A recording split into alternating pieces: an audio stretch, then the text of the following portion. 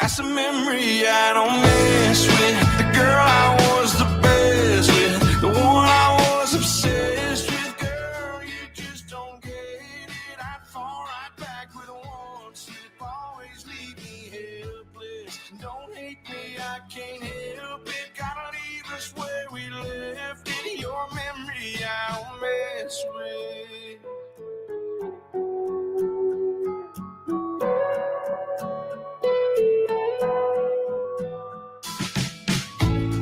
Moonlight on the backseat, breeze through the wires, Springsteen on the speakers, girl, I'm on fire.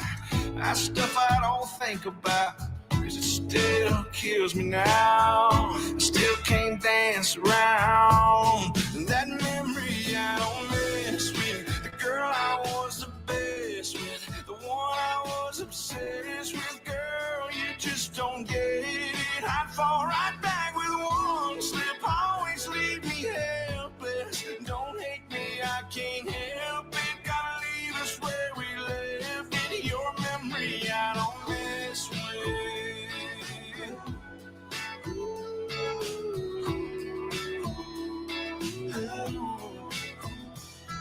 Oh, it's good running in here like this, but girl, I'm close as I can get to a memory I don't mess with. The girl I was the best with, the one I was obsessed with. Girl, you just don't get it. I'd fall right back with one slip. Always leave me helpless. Don't hate me, I can't help it. Gotta leave us where we left it. Your 92.1. You're listening to the Sportsvisions Morning Show, brought to you by Global Diagnostic Services and the Finley Firm. Here's DJ Jones and Thrift Behringer. Good Thursday morning and welcome everybody to another edition of the Sportsvisions Morning Show. I am Walter and Betty Jones's baby boy, Daryl DJ Jones.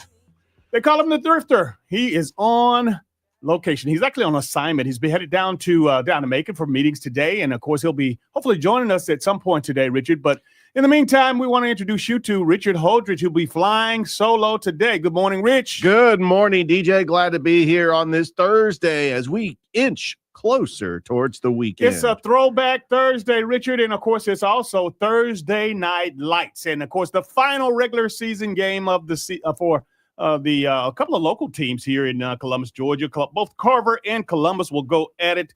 They'll have each games. Carver will be playing Kendrick, and of course Columbus will be playing Sumter County. Yeah, I'm excited. This is the final week in the regular season for Georgia and Alabama. They've already started the playoffs in the GIAA. Can't wait to be there at Kinnett Stadium as Columbus tries to pull off a huge upset, and we could possibly have a three-way tie for second place in the region. Three-way tie indeed. You know, it's amazing how we take a deep breath, and then all of a sudden we're at the end of the year. And again, it's a situation where, hey, where has all the weeks gone? Where have all the games gone? You think about all the games that you guys have had the opportunity to do, this season. And it seemed like it was only yesterday that we were talking about, we were coming out of preseason, and we were talking about media days over at Muskogee County School Building over on Macon Road, sitting down and getting all the local teams in. But now it's really starting to kick in that, the season's almost over and we are headed into the playoffs. Yeah, and I have enrolled in Bracketology 101. I usually take a full load of classes when I get ready for March Madness, but they are coming out with these brackets. I mean, you got some people that they know the region champ is going to play the region champ of this area, and the bracketology just to see like what teams are projected where. It's fascinating, and we could possibly see some matchups because of the power rankings. We could have some local teams end up facing off against each other in possibly the second round or the quarterfinals. Indeed, but I do know that the GIAA playoffs, they start actually this week, and again, we got all three of our teams that are here: Calvary, Brookstone, as well as Calvary, Brookstone, and what's that third team? Pacelli. How can I forget? The Pacelli Vikings, ladies and gentlemen.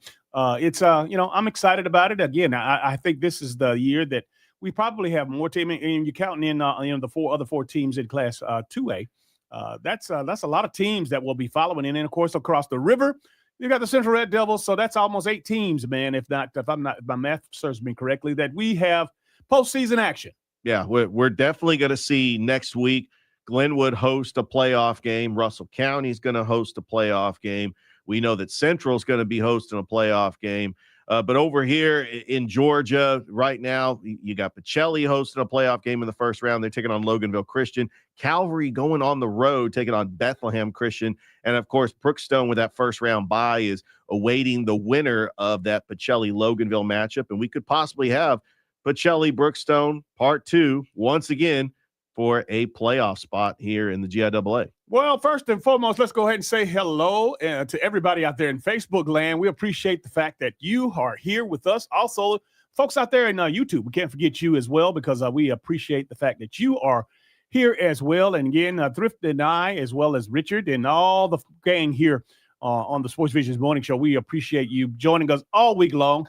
We have definitely been thrilled to have the opportunity to get you to wake up with us in the morning, and we get to help you start your day. Ain't nothing like it, Rich. Yeah, there is nothing like getting up in the morning, getting ready for work, or if you're getting ready for your jog on the trail or walking on the river walk, or taking your kids to school, and listening to local sports talk here in Columbus, because there's so many local sporting events that we cover, that we want to keep you informed. And where else are you going to get this local information 5 days a week from 6 to 9? I mean, you can't beat it.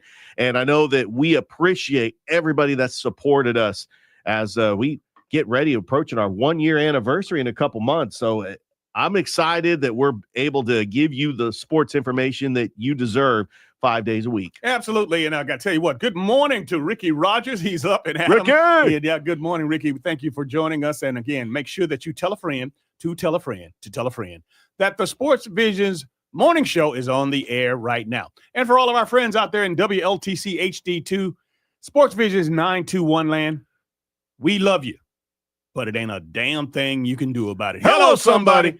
Richard, let's get this party started. It's Throwback Thursday. Richard, I'm going to take you back in time. And again, when was the first, or what do you remember, the first football game that you ever had the opportunity to broadcast on the radio? All right. If you want to get technical, my first football game was in the summer of 2022. It was the Columbus Lions and the Jacksonville Sharks. Okay. And Darrell Green had a pick six, and they ended up beating. You remember all of that? Oh, yeah. I remember all that. The quarterback was Darren Daniel, former Central Red Devil. That's right. I was actually the color guy for Jared Dillard, who was the play-by-play announcer for the Columbus Lions from 2019 to 2022. Right. But my first high school football game that I ever did was for CTV Beam, and it was Harris County. Actually, no, that was the next week. It was Smith Station LaGrange. That was a Thursday night game. And then the following week, we did Harris County and Russell County. But, yeah, that Smith Station LaGrange matchup, it was a very intriguing matchup. It was on a Thursday night, and TC Britton Field Panther Stadium was absolutely packed. Of course, Smith Station only won one game that year, but it was great just to cover a couple of Smith Station games. But, yeah, that would be my first high school football game that I ever broadcast. And, of course, me reflecting back, if my memory serves me correctly, I was in the booth with a local legend, a local sports broadcaster, and of course Tim Marshall. He and I were doing the Central Ball games back in 1999, 2000. Actually, it was the Columbus World. So that had to be 2000, 2001. That was my first game that I remember. Now, again, there was some other opportunities before that, but the one that I remember is doing the Central game, and of course those folks over there.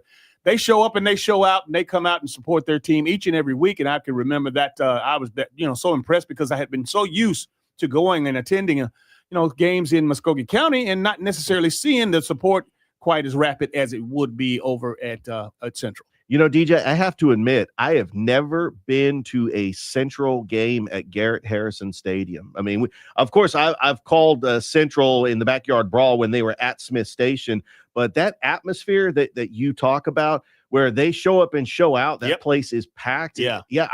I've seen it in highlights on the news, but I've never witnessed it. Of course, I watched them play IMG Academy a couple years ago on ESPN, but that atmosphere, if you don't know what we're talking about, you got to go out there to experience it yourself. And hopefully I got an opportunity maybe to watch them maybe in the playoffs if we do have a break. But yeah, Central, that atmosphere, I have not witnessed it yet. But I can't wait because I know that BT does a fantastic job as the PA announcer, and you just got to experience it for yourself. Absolutely. And again, just reflecting back on those games over there with Tim Marshall, and Tim was just great. I mean, he's one of the best that I've been in the booth with, and that bar is none. And again, I've been in the booth with some greats from the University of Georgia to the Auburn, and again, here locally and around the region, as well as, of course, GPB Sports. As we did the playoffs in the old Georgia Dome, and again, those were great. Matter of fact, speaking of which, we'll have an old colleague of mine that we'll have a little bit later in the show, and I'll introduce that rundown to you. But again, getting back to doing the Central games, and one of the things that because you want to say, and we talk about this, amongst us on the air quite often between you, Thrift, and myself.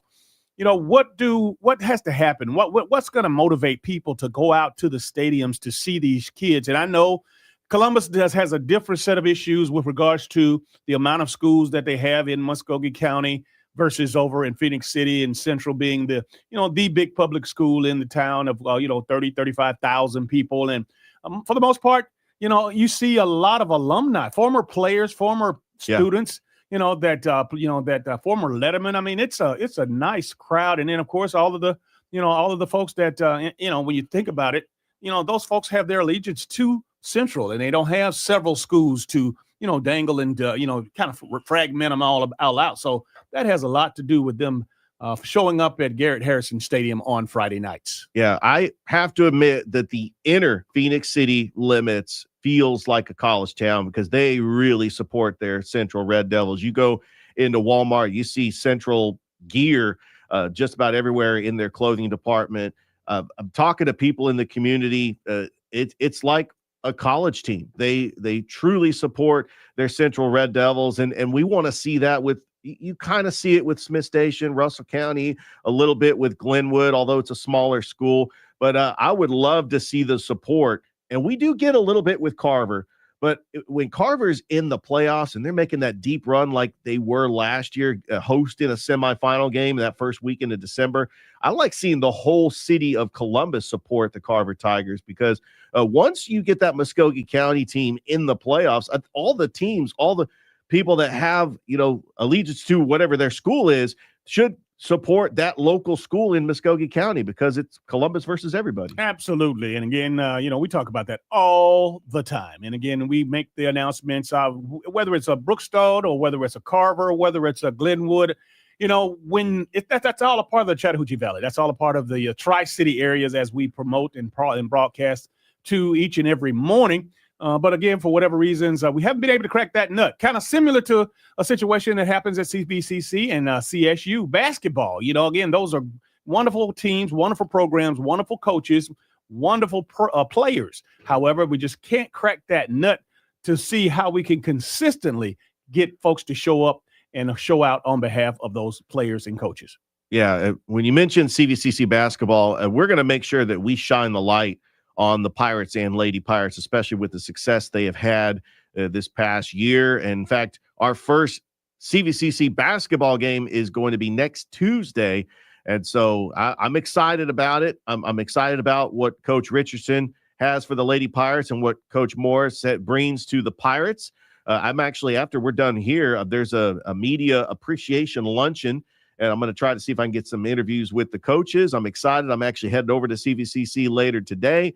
But, if you haven't been to a CVCC game, I know it's not very well attended, but Key Hall, it's just fantastic basketball, so much talent, and we want to shine the light on that talent, especially so we can let the community be aware that we've got some good basketball in our own backyard. I'm going to let you know the lineup today, and it will be a blockbuster lineup, including, of course, we have with us not only a guy who was just recently inducted into the Georgia High School Football Hall of Fame in Atlanta at the College Football Hall of Fame last Saturday night.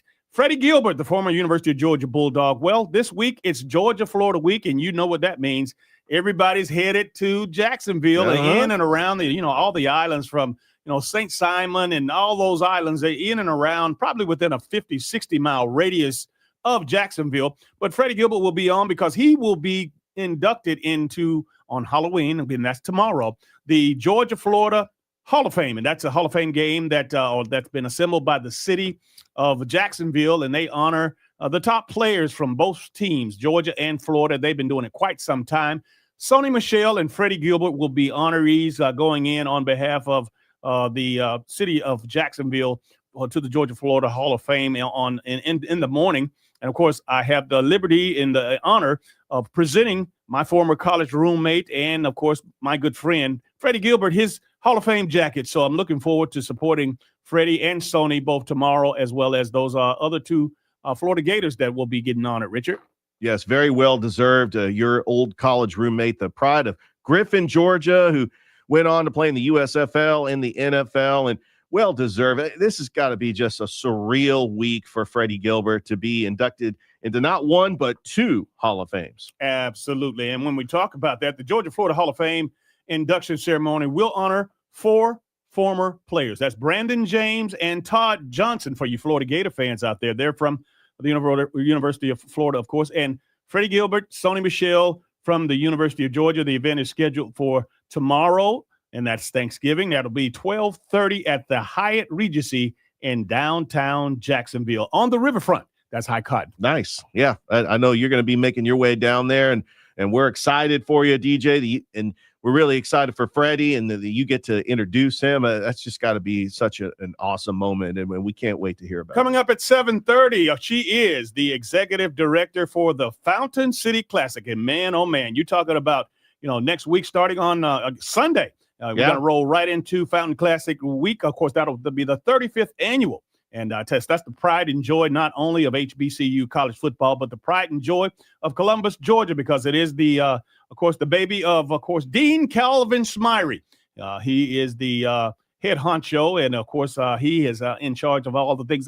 I'm so proud that this classic in Columbus has taken root, and it's the 35th annual. Mm-hmm. And when you see the amount of support and sponsors that pour into this game and make it what it is today, and not just this area, but all over the country as far as Black college football, this classic has made its way to the top because of all the support, all the wonderful sponsors, the corporate sponsors that they have, and that's solely and purely on the back of Dean Calvin Smyrie. Absolutely, he's done a fantastic job just bringing the light to the Fountain City Classic. And when you talk about just pouring into the economy in Columbus, the fan bases from Fort Valley and Albany State making their way up to the Fountain City.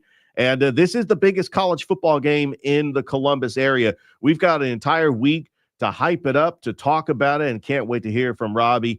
And I can't wait until the game. I know Albany State's having a good season, but Fort Valley, they've been rattling off a couple of wins too. They can end up playing spoiler here in this Fountain City Classic. I'm really excited for the game, DJ. Absolutely. That's going to be big. We got some local talent that are playing in the game. I know Carver's got several players, Braylon Jakes, Jeremiah Branscom.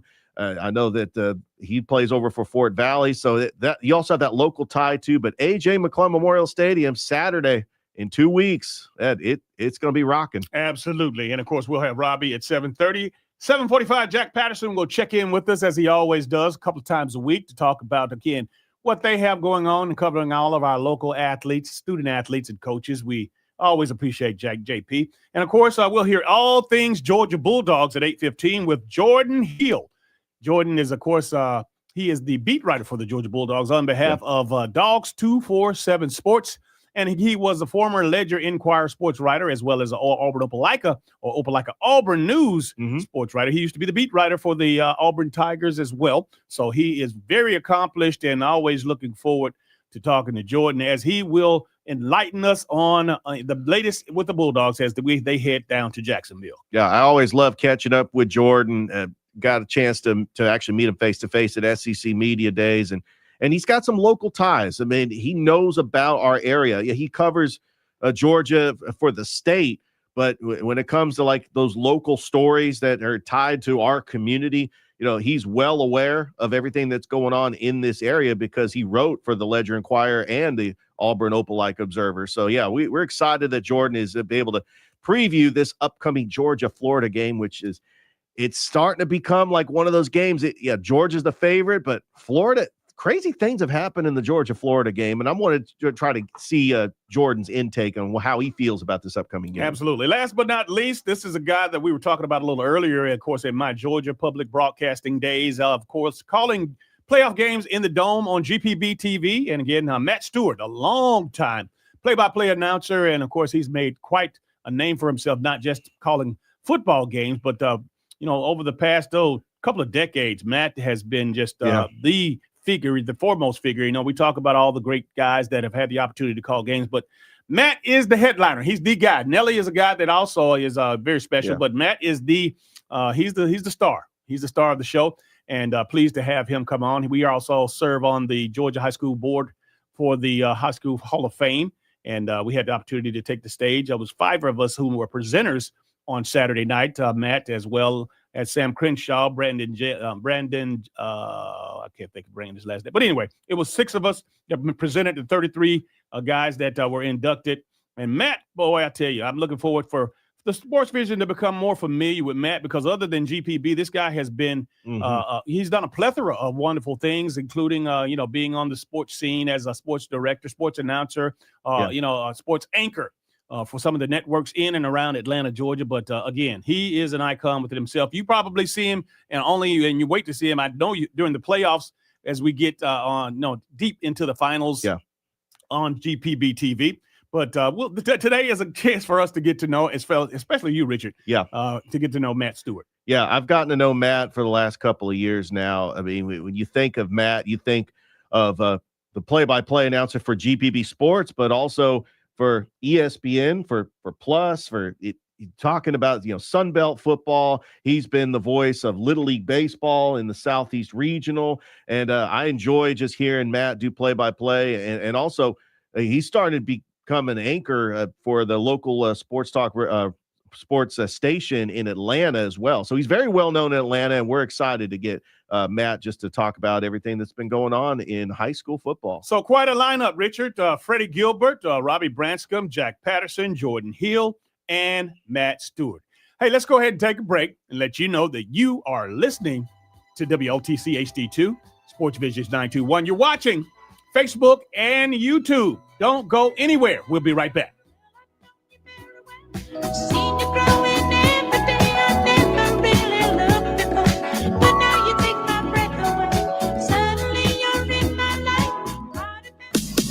Hey, it's Dan Patrick. Thanks for waking up with the Sports Visions Morning Show with DJ Jones and Thrift Behringer.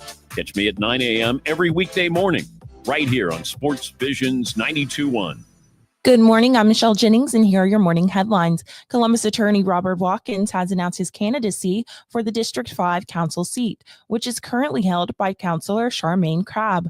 Watkins' full interview can be found on WRBL.com. Metro leaders are hearing from the community on how they can improve public transportation services across the city.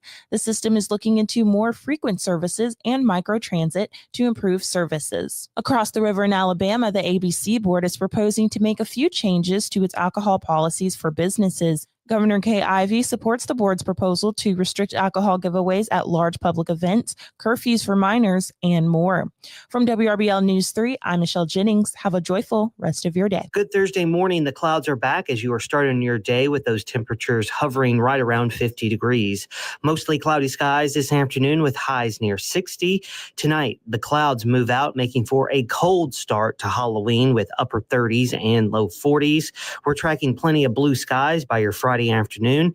Next chance of rain arriving late Sunday and into early Monday morning. Extended forecast trending warm for the first week of November. Attorney advertising, Georgia. Attorney 770, good low car accident lawyers. Paid after dramatization. Hot dog does not mean we are the best. No guarantees of success. Beware the dog. Gotta watch out. Beware the dog. He'll bite you. He'll get you. He's coming for you. Beware the dog. You at a traffic light right now. Looking in your rearview mirror like he needs to slow down. You at a red light, he texting on his phone. He ain't slowing down. He slams on his brakes. Barely missed you. I wish he would've called the dog. I wish he would've pulls up beside you to tell you he was sorry. You talking to him like, I was going to call the dog. Light turns green, y'all still there talking. A car comes up behind you, runs in back of you. Man, you really in the accident. What you gonna do? You calling the dog? What you gonna do? Any accident, big or small, top dog law. O'Reilly. Check engine, ABS, or maintenance light on? Take the guesswork out of your warning lights with O'Reilly Veriscan. The service is free and provides a report with solutions verified by ASE certified master technicians. And if you need help, we could recommend a shop for you. Ask for O'Reilly Veriscan today. O'Reilly Auto Parts. Rain-X wipers are the #1 wiper blades in America. That means all kinds of drivers choose Rain-X. Big drivers in small cars choose Rain-X. Small drivers in big cars choose Rain-X. Drivers with long hair and short commutes choose Rain-X. Drivers with short hair and long commutes choose Rain-X. Drivers with pets on board, babies on board, and bored babies on board choose Rain-X. Basically, drivers who love a clear view of the road all choose Rain-X wipers, the #1 wiper blades in America. Hey there, fellow travelers. It's me, the Hotel Whiz. Before you go anywhere, call me day or night for hotel rates too low to publish. I'll save you up to 75% on over 500,000 hotels across the globe. You see, I've already done the research, so you don't have to spend time online trying to find the best deal. That's up to 75% off. Just call me, the Hotel Whiz. It's a free call, and you get instant access to rates too low to publish with no cancellation fees. Make a free call now and save up to 75% off your hotel rooms the next time you're going somewhere for business or pleasure. Call the Hotel Whiz now and get instant access to rates too low to publish. 800-710-3739. 800-710-3739. 800-710-3739. Call the Hotel Whiz right now at 800-710-3739. Every day, 12 children die from sepsis, more than from cancer. Most people don't know the word sepsis or the symptoms. Protect yourself and your loved ones. To learn more about the symptoms, go to sepsis.org. Now back to the Sports Visions Morning Show. Here's Denver Broncos 1987 AFC champion DJ Jones and Thrift Behringer. I've been blind for a while now. Good Thursday morning and welcome everybody to the Sports Visions Morning Show. DJ Jones and Richard Holdridge in the building.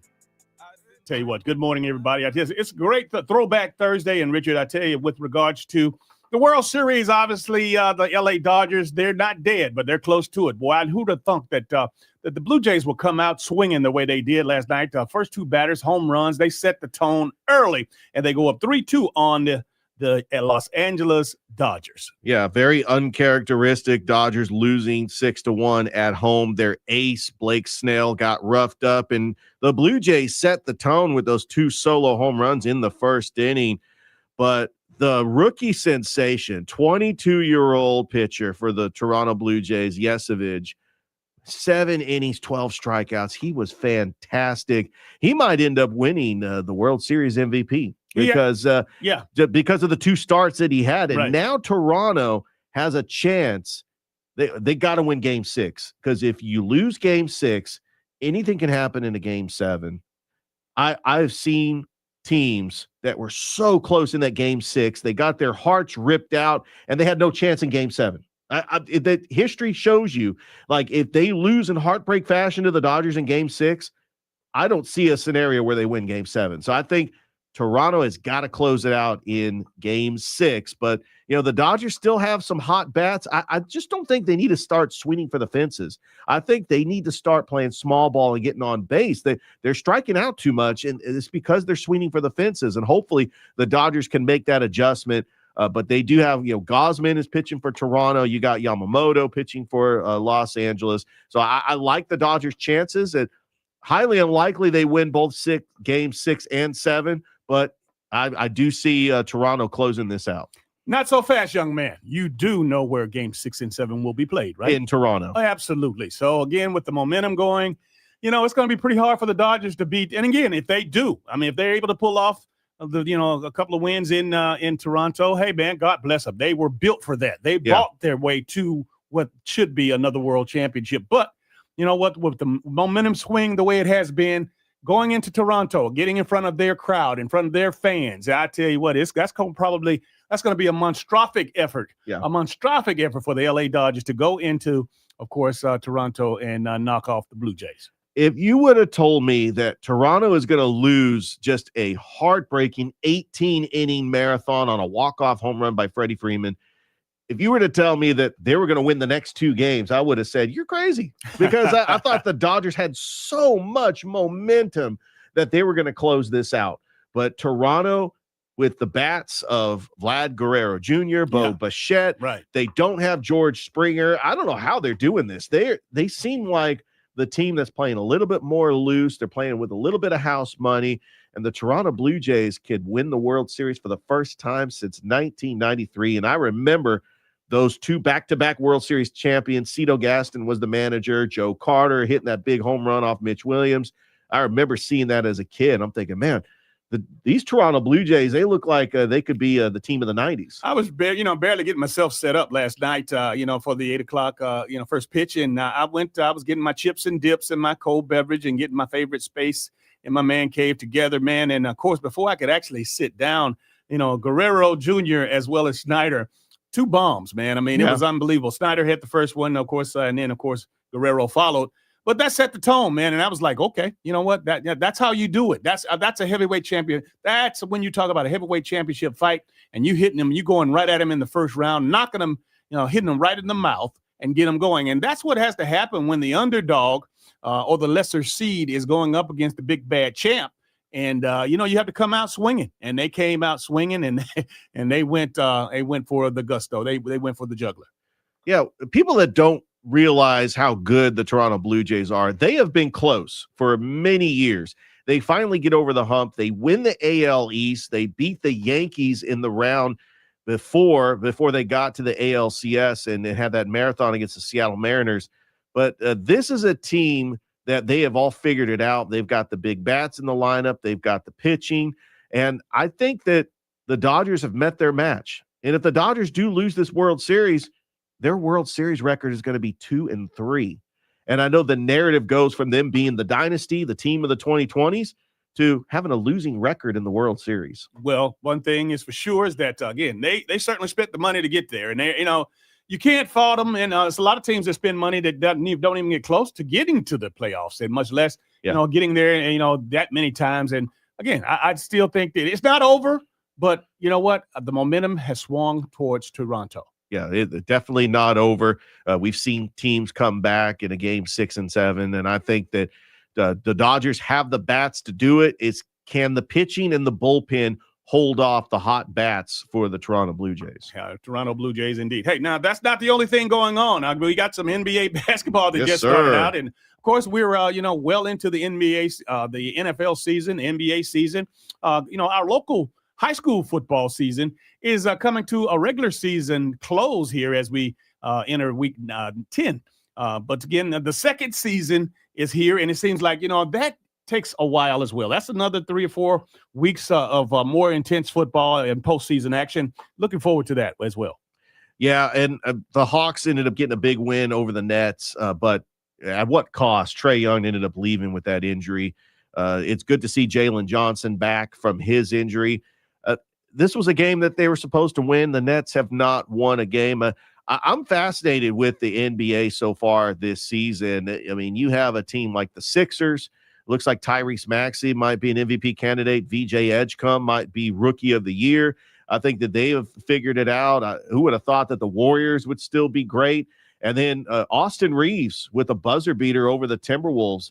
Without Luka, without LeBron, the Lakers are figuring it out. And once he gets Luka and LeBron back, now you got a big 3. When I mean big 3, like 3 all-stars that the Lakers have, and they could be a championship contender. Shout out to Austin Reeves. He had 51 the other night playing without those 2 gigantic players for the Lakers. But we knew that he could play. We knew he could ball. And you know what? He's taking the bull by the horn, and he's just doing what he's supposed to do. He says he doesn't go out knowing and thinking about scoring, but he just wants to go out and do whatever it takes to help his team win. And that's a great attitude. And you know what? Absolutely. I don't know if they are going to be able to secure him with a contract that's going to keep him in Los Angeles, but boy, his talents are on exhibit right now for a team out there that needs a guy that can come in and score. He can play a little defense. He can rebound, and he has leadership in that locker room. Yeah, I'm hoping that the Lakers open up the checkbook and give Austin Reeves close to a max deal. I mean, he's close to being a max player, but Austin Reeves has not been a fluke. This guy is an all-star, and he has got that clutch gene. He's been able to carry the Lakers while Luka and LeBron have been hurt. I mean, that is just going to show that he belongs. And I know that there's a lot of expectations for superstars that put on that Lakers uniform. But, yeah, especially with the new ownership, they need to be opening up that checkbook to Austin Reeves. You're talking about the Lakers' budget. Obviously, how much of a nice plug would that be? When and if, not that we're pushing him out the door, but LeBron, when he decides to move on and, go ahead and wherever he's going to go, whether he's going to go off into retirement or he decides to play again and for another team, boy, that spot right there would be a nice chunk of change to go ahead and pay Austin.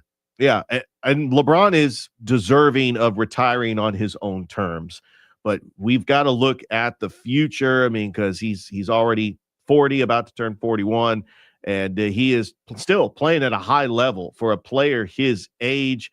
We've seen NBA players play in 44, 45, but like Udonis Haslem didn't really get a whole lot of playing time. He was more of a player coach.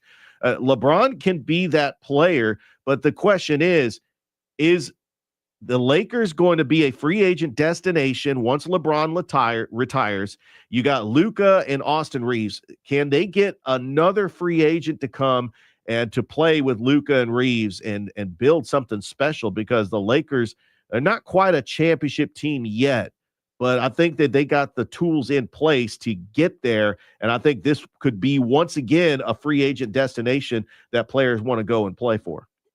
Richard, bringing it a little bit closer to home, the 2-3 Hawks, and again, having the blow to the injured Trae Young, his knee, obviously everybody's saying right now, and again, nobody has taken an MRI or anything, but they're saying that it's not a torn ligament at this particular time. But again, they still need to do the all the tests to make sure. But even at that, Jalen Johnson had 23 points the other night. But, the Hawks have a plethora of named guys that can play. And if, in fact, they're not able to play, for the next several weeks without Trae Young, I think that they have enough talent and enough wherewithal with Christopher Porzingis, as well as Jalen Johnson and other, Richardshire? Zachary Richardshire. He is a hell of a player. And I think he's just getting his sea legs back. He's been battling injuries as well. Yeah, absolutely. There's going to be a player that's going to step up. If Trae Young is out for a long period of time, Nickeil Alexander-Walker is a player that could end up taking that place as the point guard. I still want to see Dyson Daniels step up offensively. We know he's a great defensive player, but they got the depth to hang on, win some games without Trae Young if he's going to be gone for a long period of time. Long period indeed. So we're hoping that Trae can get himself back together and get back into doing what he loves to do. But in the meantime, our Atlanta Falcons, I might as well go ahead and mention it while we're still in Atlanta. They have a situation where, again, they have the folks that are starting to go south on them. People are leaving the building. And I know that it's really early in the season, but, what have the Hawks or what have the Falcons done to make folks realize that, again, they are the real deal? Now, they got to go to New England and play. And, again, this is a New England team that is not has been, as they have been playing terrible ball the last few years. They have a nice nucleus up there. Yeah, Mike Vrabel is a prime candidate for Coach of the Year.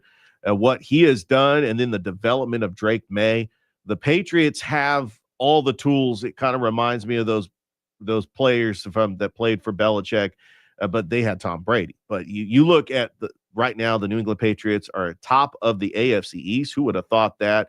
But I would not be shocked if the Falcons go up to Foxborough and beat the Patriots. This is what they do. When you don't expect them to win, they get the win. And then they lose to teams like Carolina and Miami, and then the sky is falling and everybody wants to overreact and say, oh, fire Raheem Morris, fire Fontenot. But I still believe that. But what's going to be the narrative if they go up to Foxborough and they get the win over the Patriots? This Falcons team is such a mystery. They're up and down. Hopefully Michael Penix Jr., Drake London will come back from injury. And I feel they have the talent to go toe-to-toe with the Patriots. Can the coaching staff make the right decisions for them to get this win on the road in Foxborough? Well, in addition to all the outside noise and all the negativity, we're starting to get inside noise. And we're hearing it from the inside. Kirk Cousins wants to be traded before the deadline, which, obviously, I love his spunk. But, who in the hell wants a Kirk Cousins with that price tag and, again, that low productivity at this particular time in his career? Look, he blew his chance. He had a chance to prove himself that he would be great trade bait by having an outstanding performance against the Dolphins. He could not get it done. I'm sorry. This Kirk Cousins version that the Falcons have is not the Kirk Cousins we remember in Minnesota or even in Washington. I don't know where the market would be for Kirk Cousins. There are some teams out there looking for a quarterback, including his former team, Minnesota. But where could he go, especially for that price tag? I don't think teams are going to try to go for him, especially having to possibly give up multiple first-round draft picks. That could be the price tag for his trade value. Absolutely. Speaking of his trade value, you can say what you want about Kirk Cousins and what he's not doing for the Falcons and not holding up to this end of the deal and not end of the bargain, but he has to have been one of the most smartest football players and the most smartest businessman as a football player because he betted on himself. And now you know. And those of you who don't know what he has been able to do about, going and playing through free agency and, no guarantees. And again, this guy has made tens of millions of dollars, and he is far from a superstar in this league. Yeah, I'd like to know the name of his agent because I think that that deal, man, get his agent on the phone. If you are an up-and-coming rookie or if you're getting ready to get ready for a big contract, just let him negotiate because that might have been the best negotiating deal in the history of the NFL, man. I'm very impressed with what his agent done, and hopefully, his agent's going to be a household name eventually. While we're talking about the Falcons, we can't let them get off the hook because they have not only one of the very best talents in the National Football League, one of the personalities, Bijan Robinson. How can you go a ball game and they didn't give him the touches? This guy, he's been the darling of the league. He's won several awards in the early goings. And again, on the record, he's had a number of players, a number of coaches, a number of highfalutin NFL aficionados to say that, this is the best thing since sliced bread, but you go out and you don't use him. Yeah. Why can't they give him 30 carries and 10 to 15 catches in the backfield? This needs to be your focal point for the Falcons offense. He is the best player in the NFL right now. Arthur Smith didn't utilize him properly. And now Raheem Morris and this staff, and it's really the play calling of Zach Robinson. What are you doing? I mean, there are scenarios where he needs to be on the field because you're trying to pick up the first down like on a 3rd and 1, and he is on the sidelines. This Thrift says this perfectly, and I'm going to say it too. This is malpractice when it comes to offensive play calling.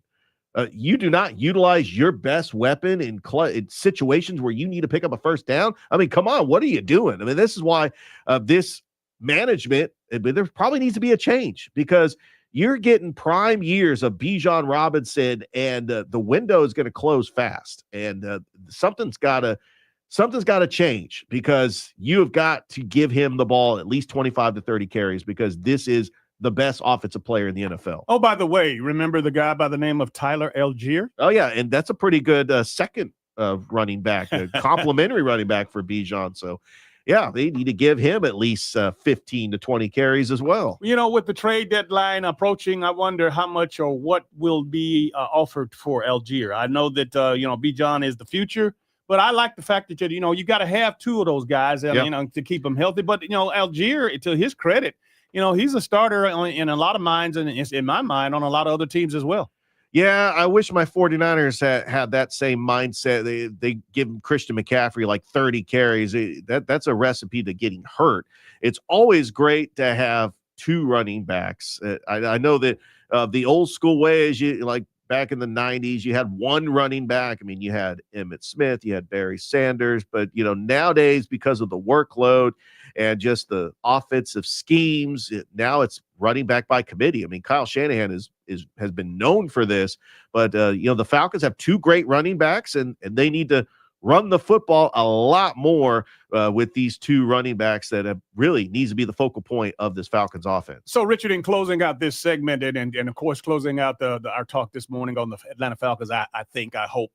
The fact of the matter is that you have given up on the regime of course, the general manager and the head coach. You think they need to clean house, totally clean house, or do you think Rich McKay? Obviously, he is the guy. He's the common denominator to a lot of this, these dismal performances. He's the only guy that has still been in Arthur Blank's camp with regards to top administrators. And again, he has to hold some of the credit.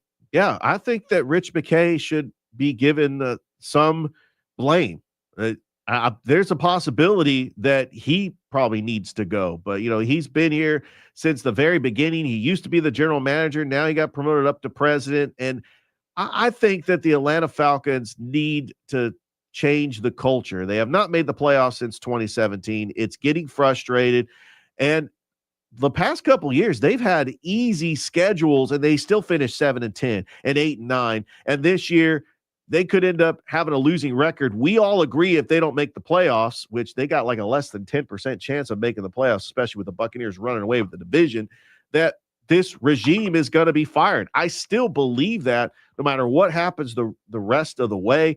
They've lost too many games that they were the better team and they should have won. And it wasn't just losing. It was getting blown out 30-0 by Carolina. It was getting blown out by the Dolphins 34-10 at home. Are you kidding me? That's why we came up on this radio show on Monday and we were fire Raheem, fire Fontenot. I still believe that.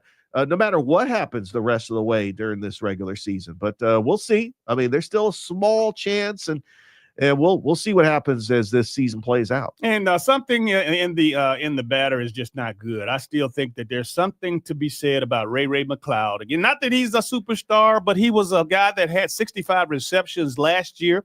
For him to have this fiasco with Coach Rasheem Morris, again, Morris says it was performance-based. It wasn't anything disciplinary.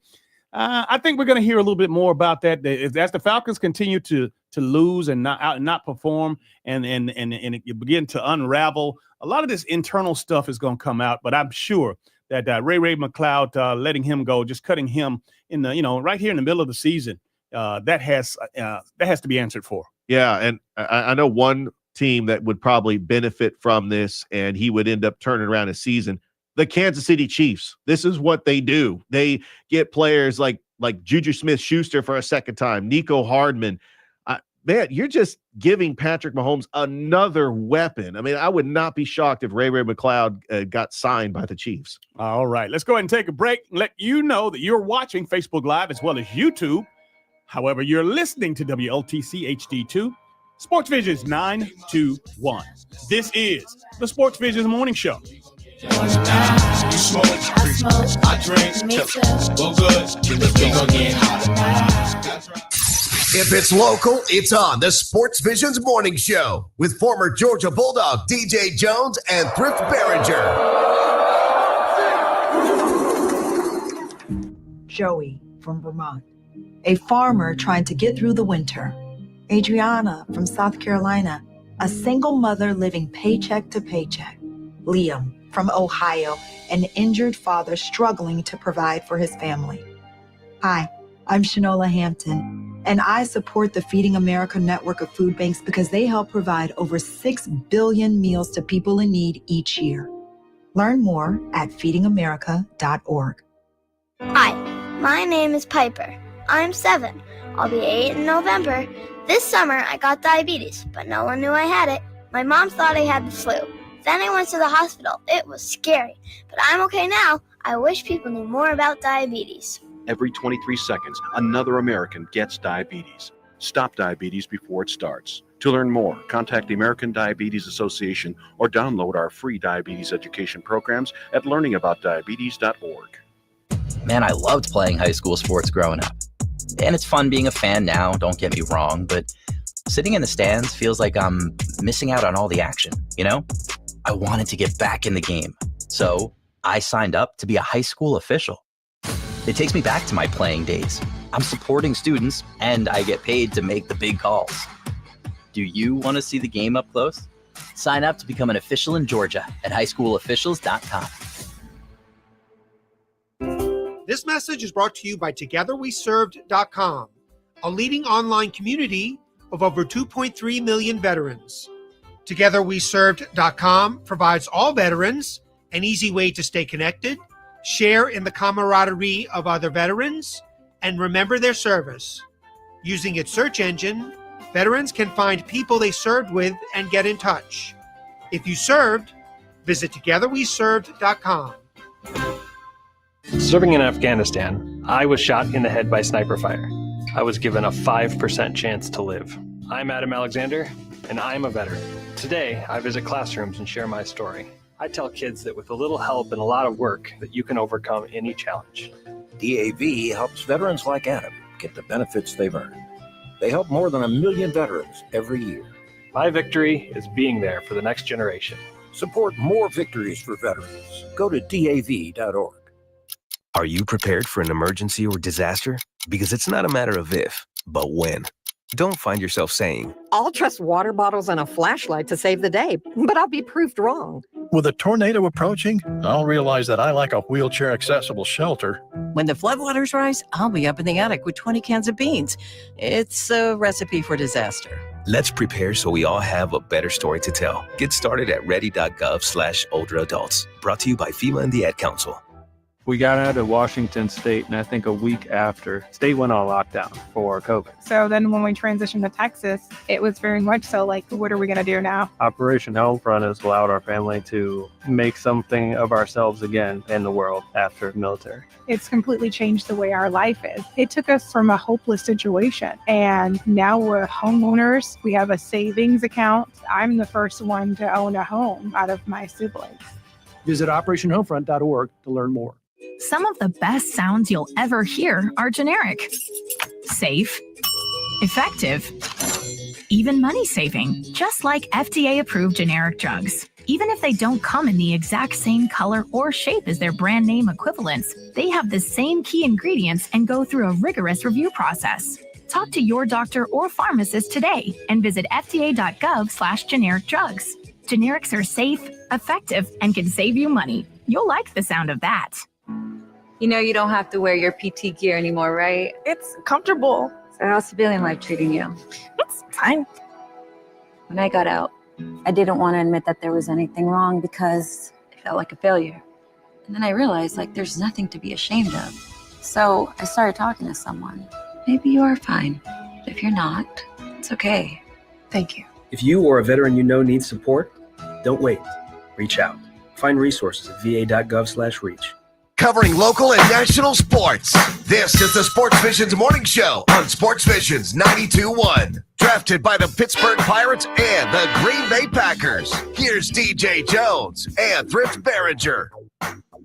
Welcome back to the Sportsvisions Morning Show. Good Thursday morning, everybody. We appreciate the fact that you are allowing us to help you get your day started. And I tell you what, it's Georgia, Florida week. And again, if you don't know what that means, then obviously you're not a Bulldog, because this is the time of year, and again, somewhat of people take an unofficial holiday because they take off, headed down to the beaches and the islands in and around Jacksonville, and they've taken off, some of them as early as Monday, but certainly they're on their way down there now. Of course, I can't wait to get on the road. Miss Candy and I, we're going to be going down because, again, not only are we going to go down to cover the ball game, but we're going to go down there in honor of one of my great friends and former roommate at the University of Georgia, teammate Freddie Gilbert. He'll be going into the Georgia-Florida Hall of Fame, Richard, and I know we'll be looking forward to having Freddie on in just a little bit. Yeah, and I'm looking forward to Freddie, looking forward to the game.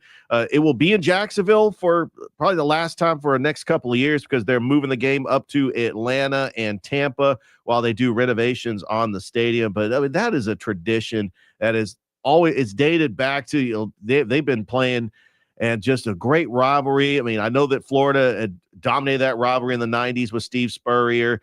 I mean, you have great moments like No Sean Moreno getting that touchdown, and then the entire team comes out into the end zone. And of course, Georgia's dominated this rivalry of the last decade with Kirby Smart. And Florida, they're going to get up for this game because we've seen an unranked Florida team upset Georgia. I'm thinking of 2002. So, yeah, this is a game where Georgia's got to be careful just because it's one of those games where Florida will get up for it and they will play their best football all season. I want to share something with you that not many people know, but as players on the University of Georgia and playing in this classic, this Georgia-Florida game for many, many years. And of course, we played Freddie and I from 80 to 83. We just had tremendous success. But what we didn't know is what Freddie's going to find out. I don't know if Freddie has been to a Georgia-Florida game, since that time. But, after the break, we'll have an opportunity to introduce you to Freddie Bear. But, all the pageantry that goes on in and around the game. As I mentioned earlier, people have started to trek down to Jacksonville and around the St. Simons and Jekyll and all of those islands, Jacksonville Beach. They're starting to go down there again, starting earlier in the week. But for the most part, probably 80% and 85% of the people that'll be in Jacksonville are already there. And they're there because they have an honorary, unofficial week of Georgia-Florida parties and festivities. And looking forward to getting down there myself, Rich. Yeah, always a great time in Jacksonville. It's really a great event leading up to the game. And of course, the game just has so many great ties. I'm really excited to hear from Freddie and just talk about that experience, getting to experience the Georgia-Florida week. And I know you're excited about making your way down there and can't wait for the game. And Florida is thinking upset here. They're playing with house money. They've already fired Napier, and they got an interim coach. And he's got something to prove, too, because I know as Florida does this coaching search, I know Lane Kiffin and Urban Meyer has been thrown out there and Brian Kelly. But this interim coach, the players are going to play hard for him. And so Florida has still got a lot of talent. I think that DJ Lagway, he was my favorite to win the Heisman to start the season. And I still thought that Florida, playing a tough schedule, still a very talented team, and they're going to give everything they have against Georgia. That's what I say, Richard. But, Thrift and I have had conversations, and Thrift seems to think that it's going to be a walk in the park. However, I hope that he's true. I hope that's a fact. But we do know that, these players on this team were SEC. They were top rated players, 4 and 5 stars. And again, the coach obviously didn't put together the productivity that, the higher ups wanted. So they're moving on. But, these kids are playing for more for themselves now, of course, because again, whether they're going to be a part of the team next year or not, they're playing for the bag. They got other coaches and other agents watching them so that they can obviously enter the portal and end up and land at other spots should this thing not work out. So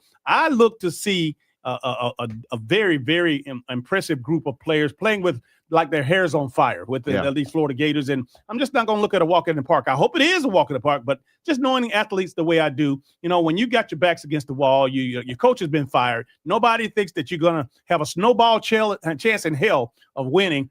That's when, of course, the days are numbered, and that's when you find yourself in trouble. All right, let's go ahead and go to a short break. When we come back, we'll introduce you to the newest inductee into the Georgia High School Football Hall of Fame that happens to be going into the Georgia-Florida Hall of Fame, Freddie Gilbert. We'll be right back. You're watching Facebook Live as well as you're listening to WLTC HD2, Sportsvisions 921. This is the Sportsvisions Morning Show. Up at 6 a.m. to cuddle with me. You know how I like it when you loving on me. I don't want to die for them to miss me. Stay tuned. More local and national sports coverage next on the Sportsvisions Morning Show. Sportsvisions 92.1.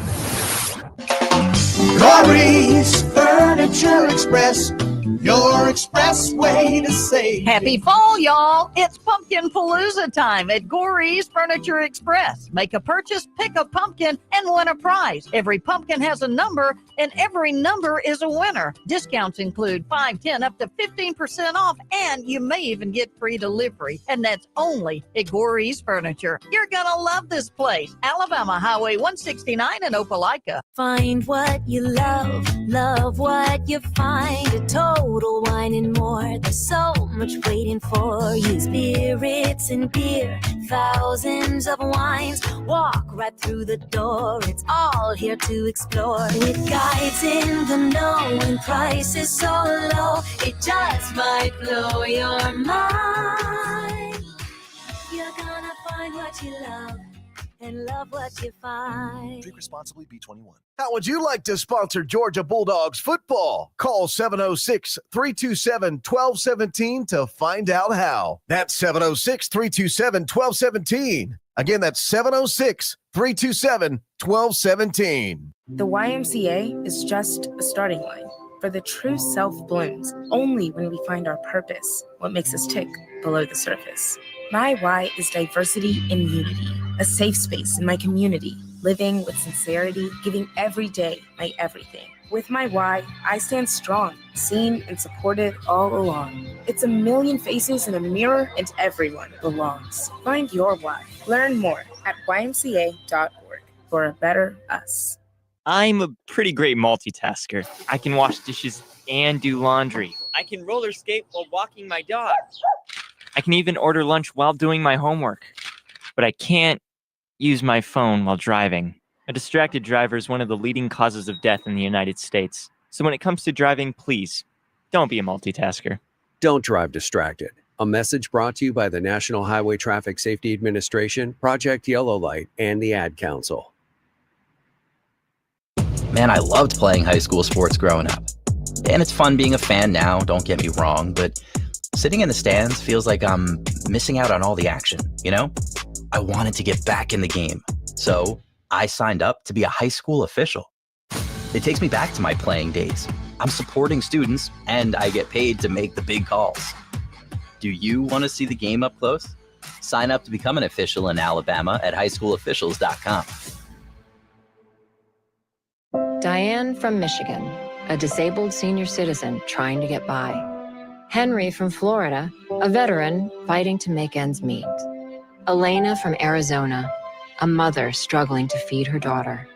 Hi, I'm Connie Britton, and I support Feeding America because they help provide over 6 billion meals to people in need each year, like Diane, Henry, and Elena. Learn more at feedingamerica.org. Feeding America, 200 food banks strong. WLTC HD2 Casita and W221DP Columbus. You're listening to the Sports Visions Morning Show. Sports Visions 92.1. You're listening to the Sports Visions Morning Show, brought to you by Global Diagnostic Services and the Finley Firm. Now back to DJ and Thrift on Sports Visions 92.1. Welcome back to the Sports Visions Morning Show. DJ Jones and Richard Holdridge. Of course, we're going to be hopefully expected to talk to Thrift Behringer in a little while. He's on an assignment in Macon, going down to do some GIAA business. But without further ado, we're going to bring him up right now. He is my former college roommate, my former college buddy, my teammate at the University of Georgia. We got the opportunity to not only win a national championship, but 3 other SEC championships. And, of course, this guy has had a week of fame. And hopefully the fortune will come with it. But Freddie Gilbert, welcome to the Sports Visions Morning Show. How are you, my friend? A little tired there, DJ Jones. A little tired, man. I probably slept 24 hours in the last week and a half, man. This has been such a great roller coaster for me, man. I sure appreciate the help you've been giving me, man. Absolutely, man. I wouldn't have it any other way. You are so deserving. And again, if you ask me, it's better late than never. But obviously, this is a long time coming.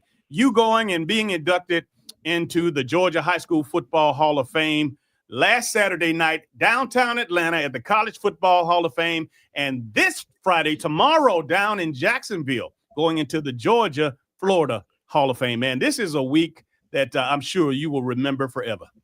Yes, man. All the calls I've been getting and the texts and emails from Griffin, Georgia, man, and Clarence K out there in Colorado, and I got friends up in New Jersey from my grandkids in North Carolina, and plus my Athens family, man.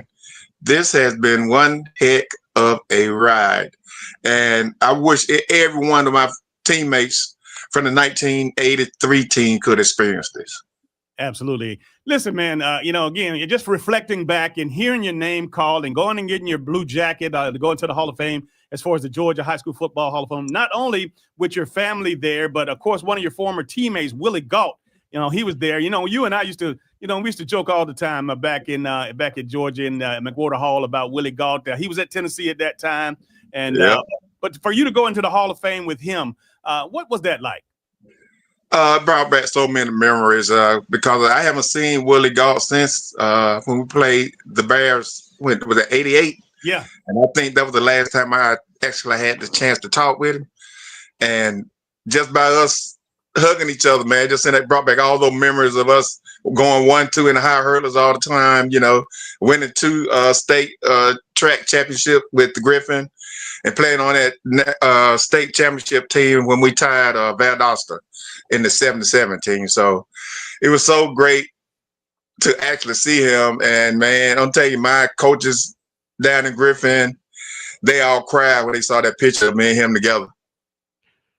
Freddie, congratulations on getting inducted, not just 1 Hall of Fame, but 2. This has got to be a surreal moment. And what has been your takeaway just by experiencing this moment, getting inducted into the Georgia High School Football Hall of Fame, and you're about to get inducted into the Georgia-Florida Hall of Fame. So what's going through your thought process as you get honored this week? It's been a good week for you.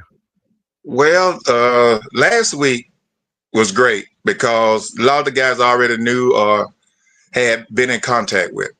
But this Georgia-Florida weekend, it's going to be something different. It's humbling. I'm grateful for the opportunity. And, a lot of times when you're not recognized until you're in your 60s, you always wonder, did you do enough? Have you done enough to impress somebody on the committee or even in the walks of life, where somebody can remember you, man. Yeah. And this right here going to solidify all my bad thoughts about it. This is it right here. And I am so blessed, man. You wouldn't believe how I feel.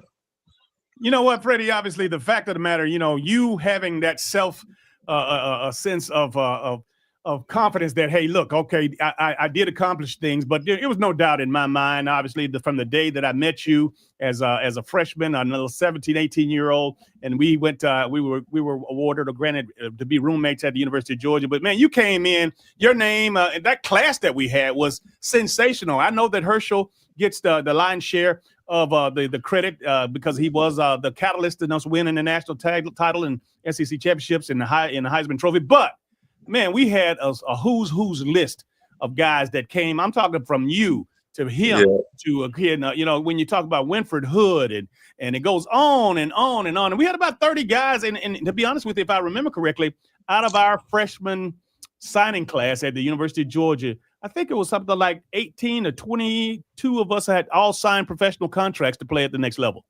Right.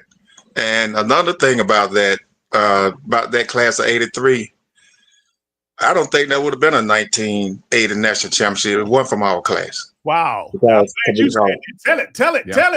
Because all the guys, like the people you name, including Clarence K., Terry Hogue, Jeff Sanchez, just think about that impact we had on special teams, blocking punts, against Notre Dame and scooping up the ball and running it back against Auburn. The things that we did as freshmen, Yep, absolutely. On that 1980 team. I mean, we were the catalyst, and that jump started our career to win, 3 back-to-back SEC championships, 1 player away from winning 4 against Auburn, eventually SEC champ Auburn. So we had a hell of a ride. But we won't get recognized because we are linked to 1980,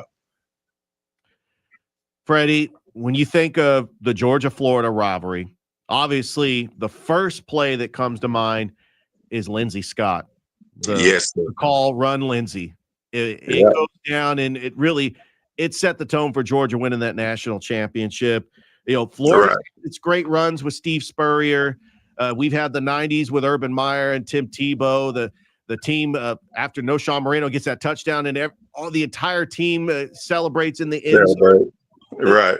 I mean, but besides the run Lindsey play, watching this Georgia-Florida rivalry, is there a memory that stands out that It's like, oh yeah, this is like the best rivalry in college football. These two teams do not like each other. What are some of those moments that you remember from this heated rivalry between these two passionate schools? I think maybe the 83 team, when they had Wilbur Marshall, chasing John Lee, last thing over the place. I'm chasing Wayne around for Florida, and both defenses. Because I think we won by 4 points or something like that, DJ. Man, I have no idea. All I know is we never lost to Florida. just watching both defenses in the 83 team, because they expected us not even be there because Herschel had left. They said, "Oh yeah, this is the year." But that 83 team, when we went down there and we showed all heart, I mean, I think that was the best game besides when we blew them out in 82, 44-0. Yep. Yeah. Absolutely. You made mention of you chasing Wayne Peace around, but you're right. You know what? It came down to the final defensive stop that we had. You were chasing Wayne Peace around, and I was covering out on the edge, and right. Got an interception with about a minute left in the game, and John Lastinger, the offense drove the length of the field, and we won the game. But Fred, as you celebrate, last weekend, and as you will celebrate this weekend, you have grandkids now. What does that feel? What does that feel like to be able to have them? While you're here with them, still, getting your flowers. How does that feel when you're talking to your grandkids, man? It brings chills, man, especially to the ones that's in North Carolina, because I'm not hands-on with them. I get to see them maybe, 3 times a year. But the little ones I got here, I got one 7, and I got another one that's 10. And I was signing out. Somebody asked my autograph, and they were standing around. And my grandson said, told my daughter, he asked my daughter, said, "Since my papa famous, that mean I'm famous too." So, That's right. You often hear them saying, "Hey, look, we are." Yeah. So I drag them around. I take them with me, I'm at every one of their practices and everything. So I stay around because they don't see me as Freddie Gilbert. They see me as Papa. So I love that part of the game. The other part of what I was making mention of is that as we played during the 80s and some of the best times in Georgia football history, we had no idea. And I don't know if you've been to a Georgia-Florida game since you played in that actual classic, but I've had the opportunity several times to go down and enjoy the festivities at down at all the islands, Jekyll Island, and playing golf tournaments and then go over to the game. But I had no idea, man, when it was so much going on. People were taking off literally since Monday going down to celebrate this week and end up, of course, at the game on Saturday. Right. I've been several times. It's been about 6 years ago the last time I've been down there.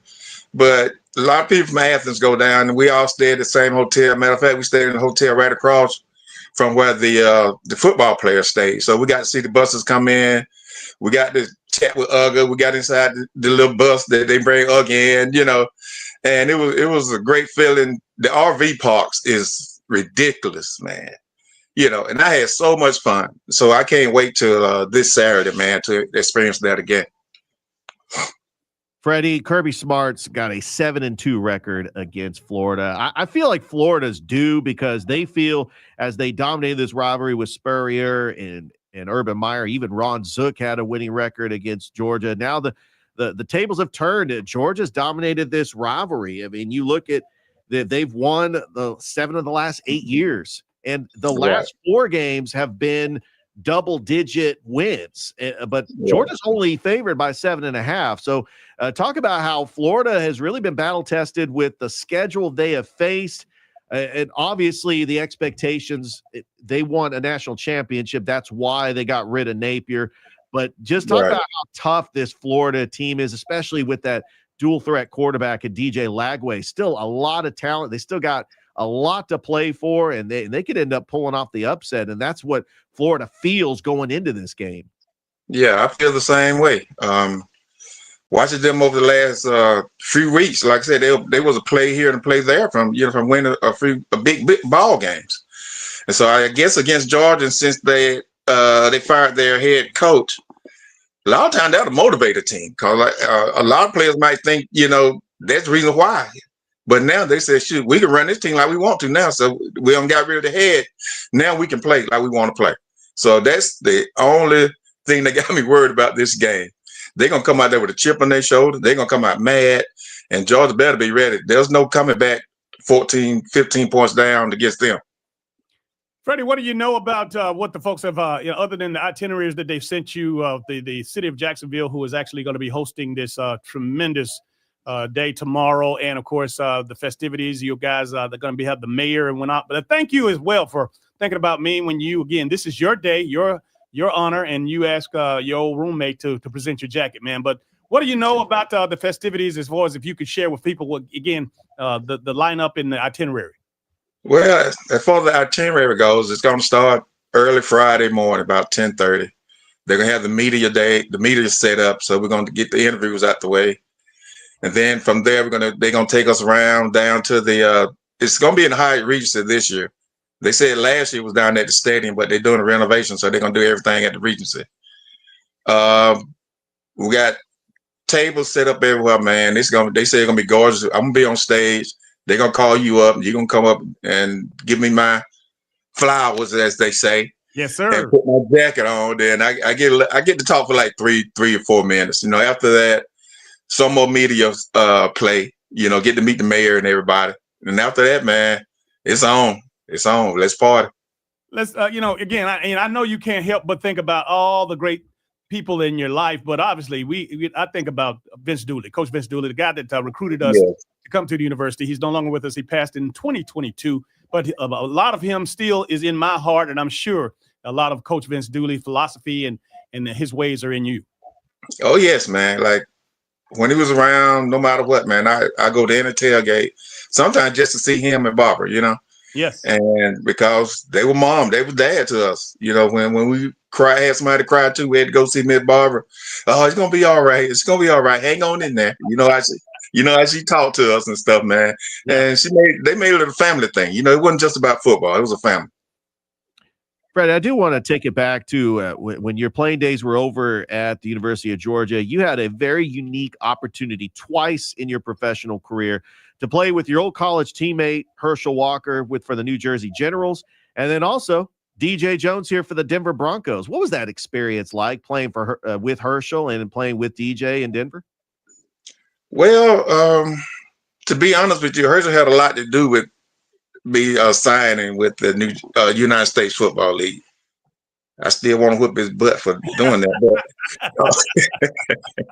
but it was great. It was a great experience. I got to, first time I get the chance to tackle Herschel, that was in the United States Football League when we were really going head to head.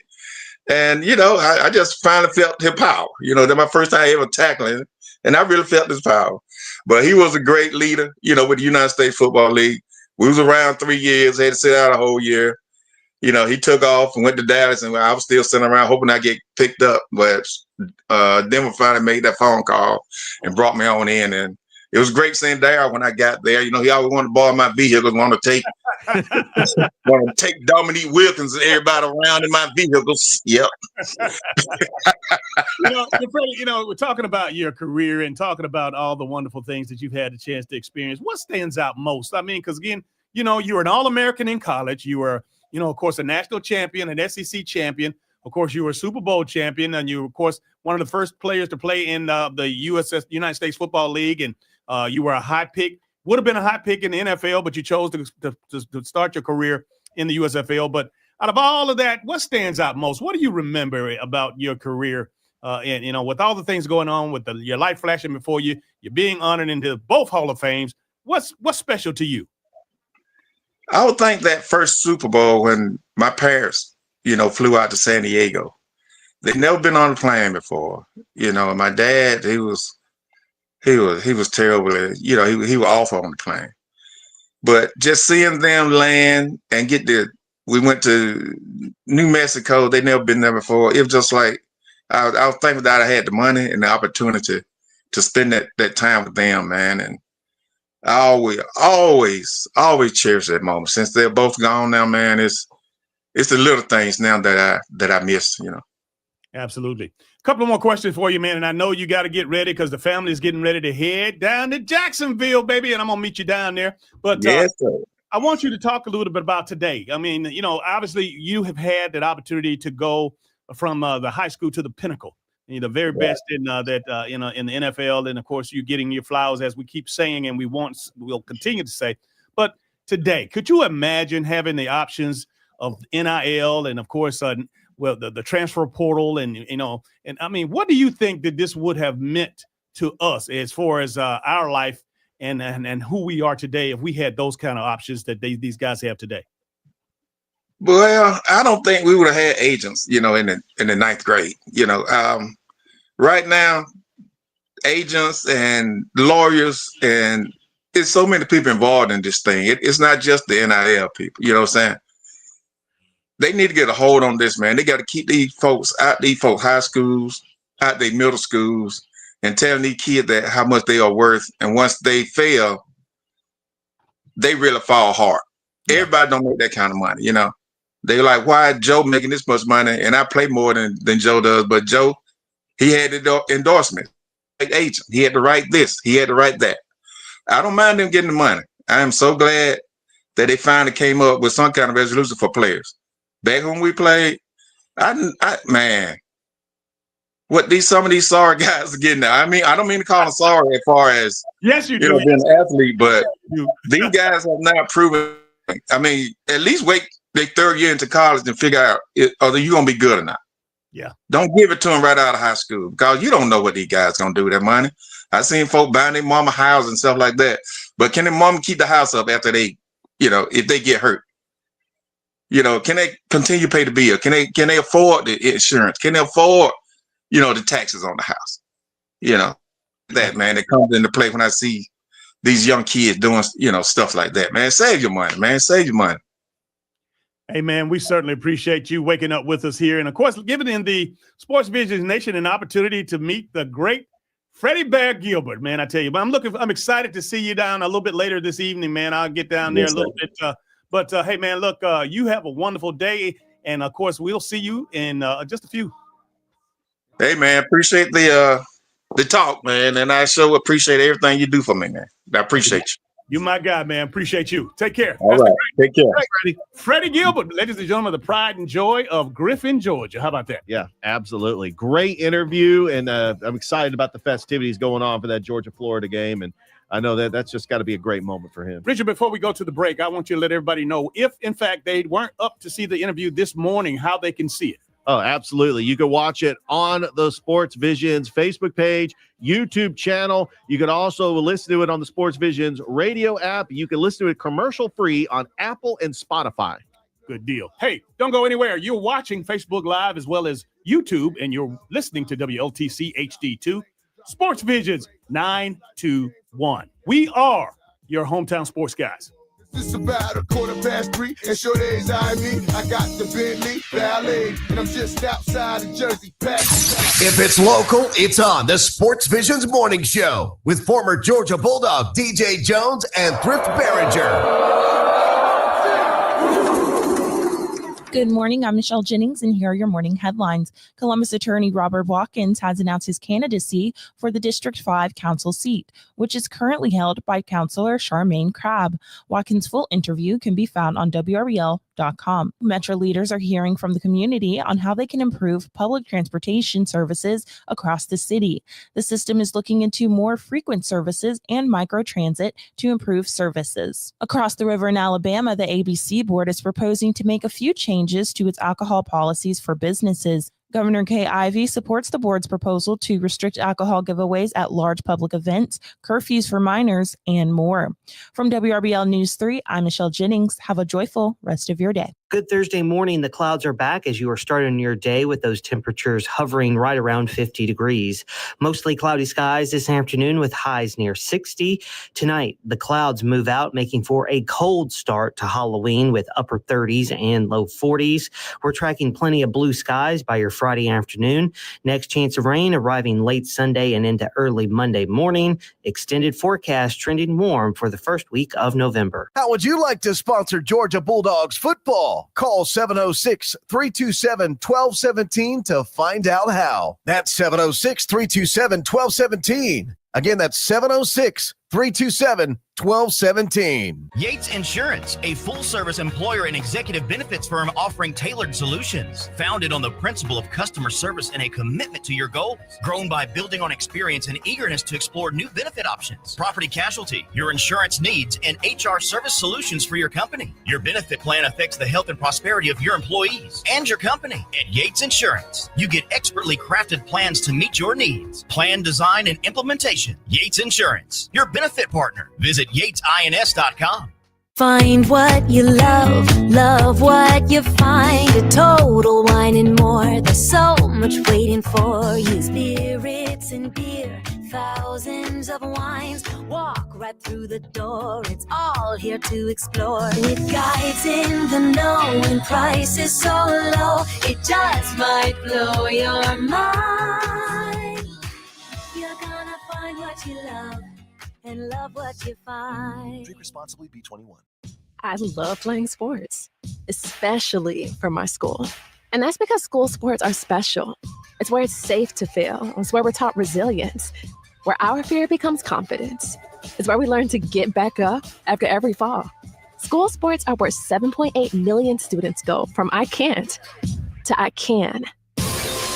This message presented by the AHSAA and the Alabama High School Athletic Directors and Coaches Association.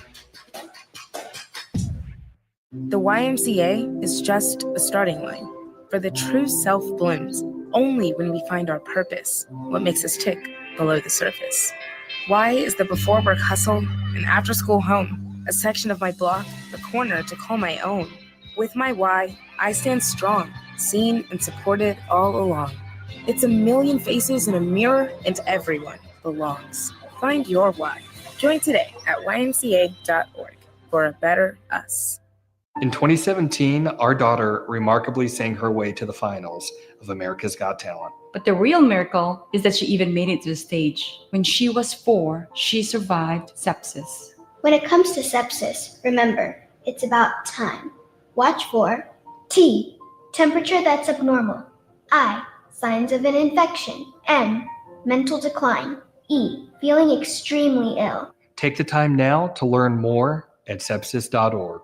This message is brought to you by the Armed Forces Vacation Club, a free membership travel hub for active duty military and veterans. The club provides a well-deserved escape during challenging times or post-deployments, or for cherished family moments. This exclusive travel club grants access to discounted 7-night resorts and savings on over 600,000 hotels, rental cars, and more.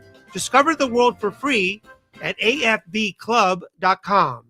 Catch the Paul Feinbaum Show, 3 to 7 on Sportsvisions 92.1. Now back to the Sportsvisions Morning Show. Here's 3-time Georgia Bulldog SEC champion and 1980 national champion DJ Jones and Thrift Behringer.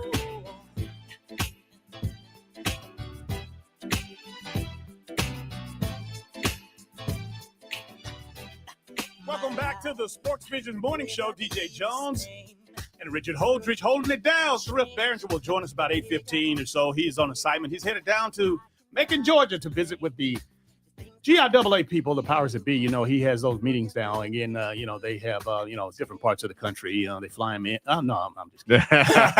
But no, we glad. Man, I tell you what, that was a fantastic interview with Freddie. I appreciate that. And I know that the folks that had the opportunity to hear that, you know, got a chance to see a side of Freddie that not many people do. Because, again, those big uglies on the offensive and defensive lines, they don't have a lot of, airtime and camera time. But, man, I tell you what, I enjoyed that. Look, DJ, I got to admit, when I was in college, I had about 4 roommates. Roommates were very interchangeable for me. They didn't even last a year. But to have a college roommate all 4 years, I mean, that's just impressive, because I know that we're all different personalities. Sometimes we just don't get along, but that's saying something, and building that lifelong friendship with your college roommate. I mean, I definitely applaud you, DJ, that you were able to have a roommate for 4 years, and it's great that you're able to have that lifelong relationship and that friendship with Freddie Gilbert. And that's the joy of being in sports, man. Again, those relationships go whether you're fortunate enough to play beyond high school, and play beyond college, but even just the high school relationships, even the youth leagues relationships, those are relationships and friendships that you have for a lifetime. Because I can tell you right now, I can remember some of the guys that I played with at Edgewood. And that was the Pop Warner League football team that I played with. And certainly in my high school days, playing under Coach Wallace Davis up on the hill at Carver High School. And then Freddie made mention of our great coach and the guy that recruited us both to the University of Georgia, Vince Dooley. He was a father figure in a lot of ways. When we left the home and when he left Griffin and I left Columbus, Coach Dooley was ultimately responsible for us. And then, of course, even into the professional ranks. And I think about the coaches that I played for. Forrest Gregg was the head coach of the Green Bay Packers when I got drafted, and of course had an opportunity to go on and play for the Denver Broncos. Dan Reeves, another Georgia native, America's Georgia native. Yeah. But that's where we were. But I tell you, man, that I had come full circle after playing at the University of Georgia and being a part of some great teams with Freddie as my roommate, but to play in Denver on an AFC Super Bowl championship, actually AFC champion Super Bowl, because we got our asses kicked. Doug Williams beat us in Super Bowl 22. But just to have that experience of playing with my college buddy and college roommate, man, that was a pinnacle for me. Yeah, absolutely. And also being reunited with your former head coach covering the Falcons in the Super Bowl in 1998, that had to have been something special too. Absolutely. But, again, I got a kick out of Freddie talking about, the kids having an opportunity. We had a great class. No bones about it. But to have he cracked me up when he said having an agent in the ninth grade. Oh, that is crazy. It's the real deal. On? It's the real deal. We got a young man here in town that obviously, if anybody deserves to have an agent and that needs to have an agent, is that of course Zach Watts over at Carver High School, because again, he's been phenomenal, a national phenom in high school, only 14 years old, and of course he has been an integral part of Coach Jarvis Jones's team over there. They're undefeated.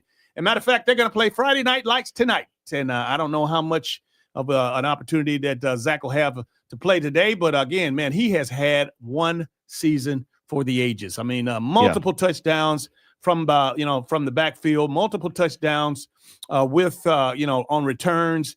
And again, tonight shouldn't be any different. Yeah, I'm excited. Carver has a chance to go perfect. And they are one of the favorites, if not the favorite in 2A. And it's something special about going through the entire season perfect and your champions. They had the one loss last year, but they could duplicate what they did in 2007 when that team led by Jarvis Jones, when he was a player, went undefeated and beat Cairo in the championship. But yeah, they're taking on Kendrick tonight, Otis Spencer Stadium, Battle of South Columbus. Can't wait for that game. And I know Carver is just trying to get some more momentum as they get ready for the playoffs. Absolutely. And of course, without further ado, we're going to go ahead and bring her up. Her name is Robbie Branscom. She's the executive director for the Fountain City Classic. We're not going to have her picture, so we can just take that down, Richard, and we're just going to talk to her via. Good morning. How are you, Robbie? Doing well. How are you, DJ? Wonderful. Again, thank you for coming on board. But I tell you what, all eyes and ears are on the 35th annual Fountain City Classic festivities and football game. Well, thank you for that. And we are excited to be back again to bring this event to the community in support of two outstanding HBCUs and many deserving students. So, yes, we are excited. Robbie, the game, I know it gets most of the luster and all of the credit, but you have a plethora. You guys, again, you and Dean Smyrie and the committee have put together a plethora of events. So I want you to go ahead and categorically, if you would, go through when does everything really get started, and again, how it climaxes into the big day on next Saturday. Absolutely. So, we always start off the week with a worship service, because everything we do, we believe that God is pushing us through it. And so we just ask for his covering. And then the week really gets kicked off with midweek Thursday, where we have our networking mixer. And so that event, Cufflinks and Pearls, will be held on Thursday. We'll be in a new location, the Infantry Museum. And this is an event that's a free event. We do it for our millennials, but of course, anyone in the community is welcome to attend. We have an opportunity to highlight just great topics of discussion through a panel of leading voices here in the community. And we feel like bringing relevant topics, things of importance that, we should be talking about. And then, of course, we have a special guest this year, Young Jock, reality TV show, entertainer, and recording artist. Wonderful. Obviously, I mean, when you talk about all the things that surround this week, and you're coming up with a lot of things that people aren't familiar with, who decides on what you guys do and when you do it? That's a great question. So yes, we have a committee of about 98 people. They are made up of alumni from both universities and different community leaders. And we sit around starting in June and really just dig into what it is we will be doing. Of course, we have our staple events, but every now and then we bring in something new because, of course, we listen to the community and we listen to the things that they would like to see as a part of the Classic. We feel like this is a true community event.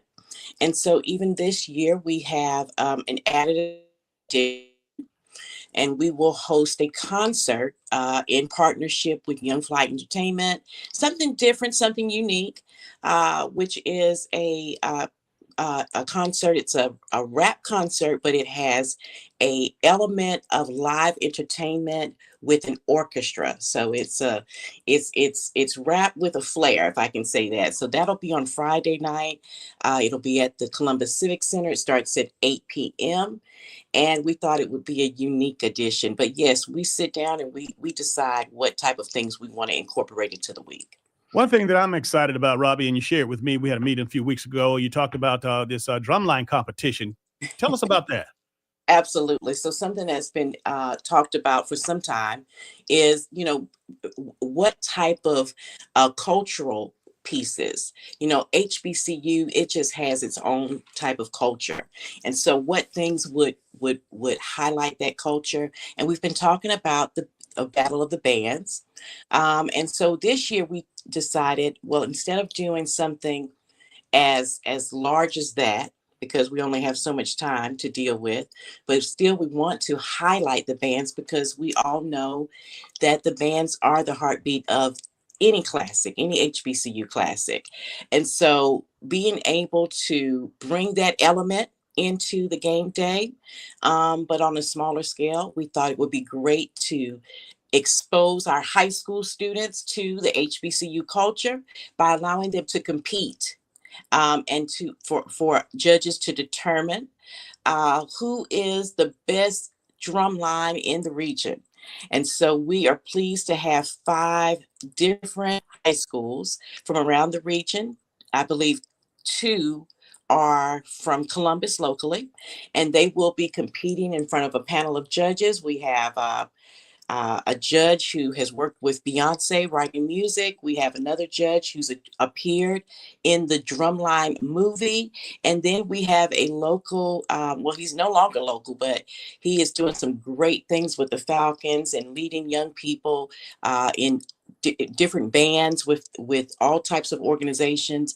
And so he will be here as well. And they will be judging the 5 different drum lines that will be there. And of course, you can't have a competition without a grand prize, and the winning band will win $2,500 for their band program. And we know that's something that's truly needed at this time. Robbie, the week leading up to the Fountain City Classic to get the Albany market and the Fort Valley market and alumni that's from around the Southeast, how much of an impact does this game and the activities leading up to the game have on the Columbus economy? Well, undeniable impact. And I will say that in years past, we've been, I know, part of the top 5 impact creators or economic generators for the Columbus community. when you think about, you have almost 50,000 people there for the day. Yeah. But then you have people that are coming in starting on Thursday and staying here in town until Sunday. Yes, that's definitely going to make a dent in, our economy and add to it and boost it. So there is a significant economic impact that's associated with this game. Robbie Branscom is the executive director for the Fountain City Classic, and she's our guest this morning on the Sportsvisions morning show. Robbie, there's a lot of moving parts to this all the festivities in the game, this classic. I tell you what, people don't really understand, but I want you to kind of take us backstage a little bit and talk about all the moving parts and the communication that's necessary to pull off an event of this magnitude. DJ, when I first started with the Classic almost 20 years ago, we were literally just a weekend game. And as I have worked with the committee under the leadership of Dean Smyrie, we've always looked for ways to, again, highlight both of the universities, highlight the importance of HBCUs, highlight some of the things that are beloved by the HBCU culture. And we've worked very diligently to bring events, again, that expound that message and help expand that message. Let me say that. And so we've, worked to, with our committee, to structure events that add value, not just for the sake of the Classic, but for the sake of the community. We've hosted events that focus on health, care awareness, testing. We've done health fairs, and we've hosted recruitment fairs, again, because we understand that, the more the stronger you are. So helping people connect to good, solid information has always been critical and always been top of mind for us. And then, even with the Cufflinks and Pearls event, adding something to the week that allows for our younger demographic to feel included in the Classic week. Again, listening to the voices. And so, yes, when you're putting together something like this doesn't just start in August. We're working year round to put together these events. There's a lot of moving parts that goes into the coming together of Classic Week. I'm usually starting as soon as we end in November. I'm flipping things around immediately to start, signing contracts for the following year. And the committee has, now that we have the scholarship piece added, where it's more formalized, right? And we have scholarship applications. So we have that scholarship committee that's getting ready to kick that off in January, so that the funds and revenue that's been raised from this year, we can start disseminating that to deserving students. So it is a year-round apparatus that we have come to love. We've come to love the work that we do because we know that it's meaningful work that uplifts our community. We've come to love working together. Not that we haven't loved working together, but it is just an overflowing environment of unity where you have, imagine, two rivalry universities, fierce rivalry, long time. We work together, but come game day, it's a different situation. We don't know each other. Okay. So, but of course, when it's over, we're back at it and we understand what the mission is, and we know we've got to come together and push it forward. And so it is our pleasure to do so. There is a lot of moving parts, you're right. But it is our pleasure to work together for the benefit of our community and set a standard of how we work together to support our community. All right, Robbie, let's talk about that game day experience. A.J. McClung Memorial Stadium is where it's going to be, 2:00 on November the 8th, and it's going to be broadcasted on ESPN Plus.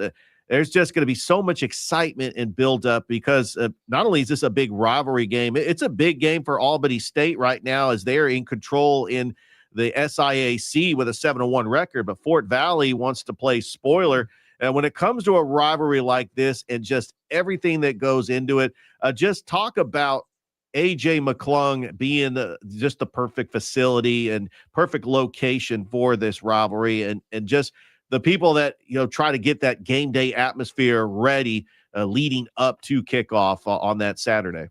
Well, it's a historic matchup in a historic stadium. And so that there just sets the tone. I mean, it's important to both universities, the players, they take this game very seriously. I mean, that's why it's called the blue and gold Super Bowl, because they can have whatever record, of course they love to win, but even when you look at the matchup between Albany State and Fort Valley State, don't underrate them, because they're working with some really good pieces this year, some good players. They've had a little rough start, but they're picking up momentum.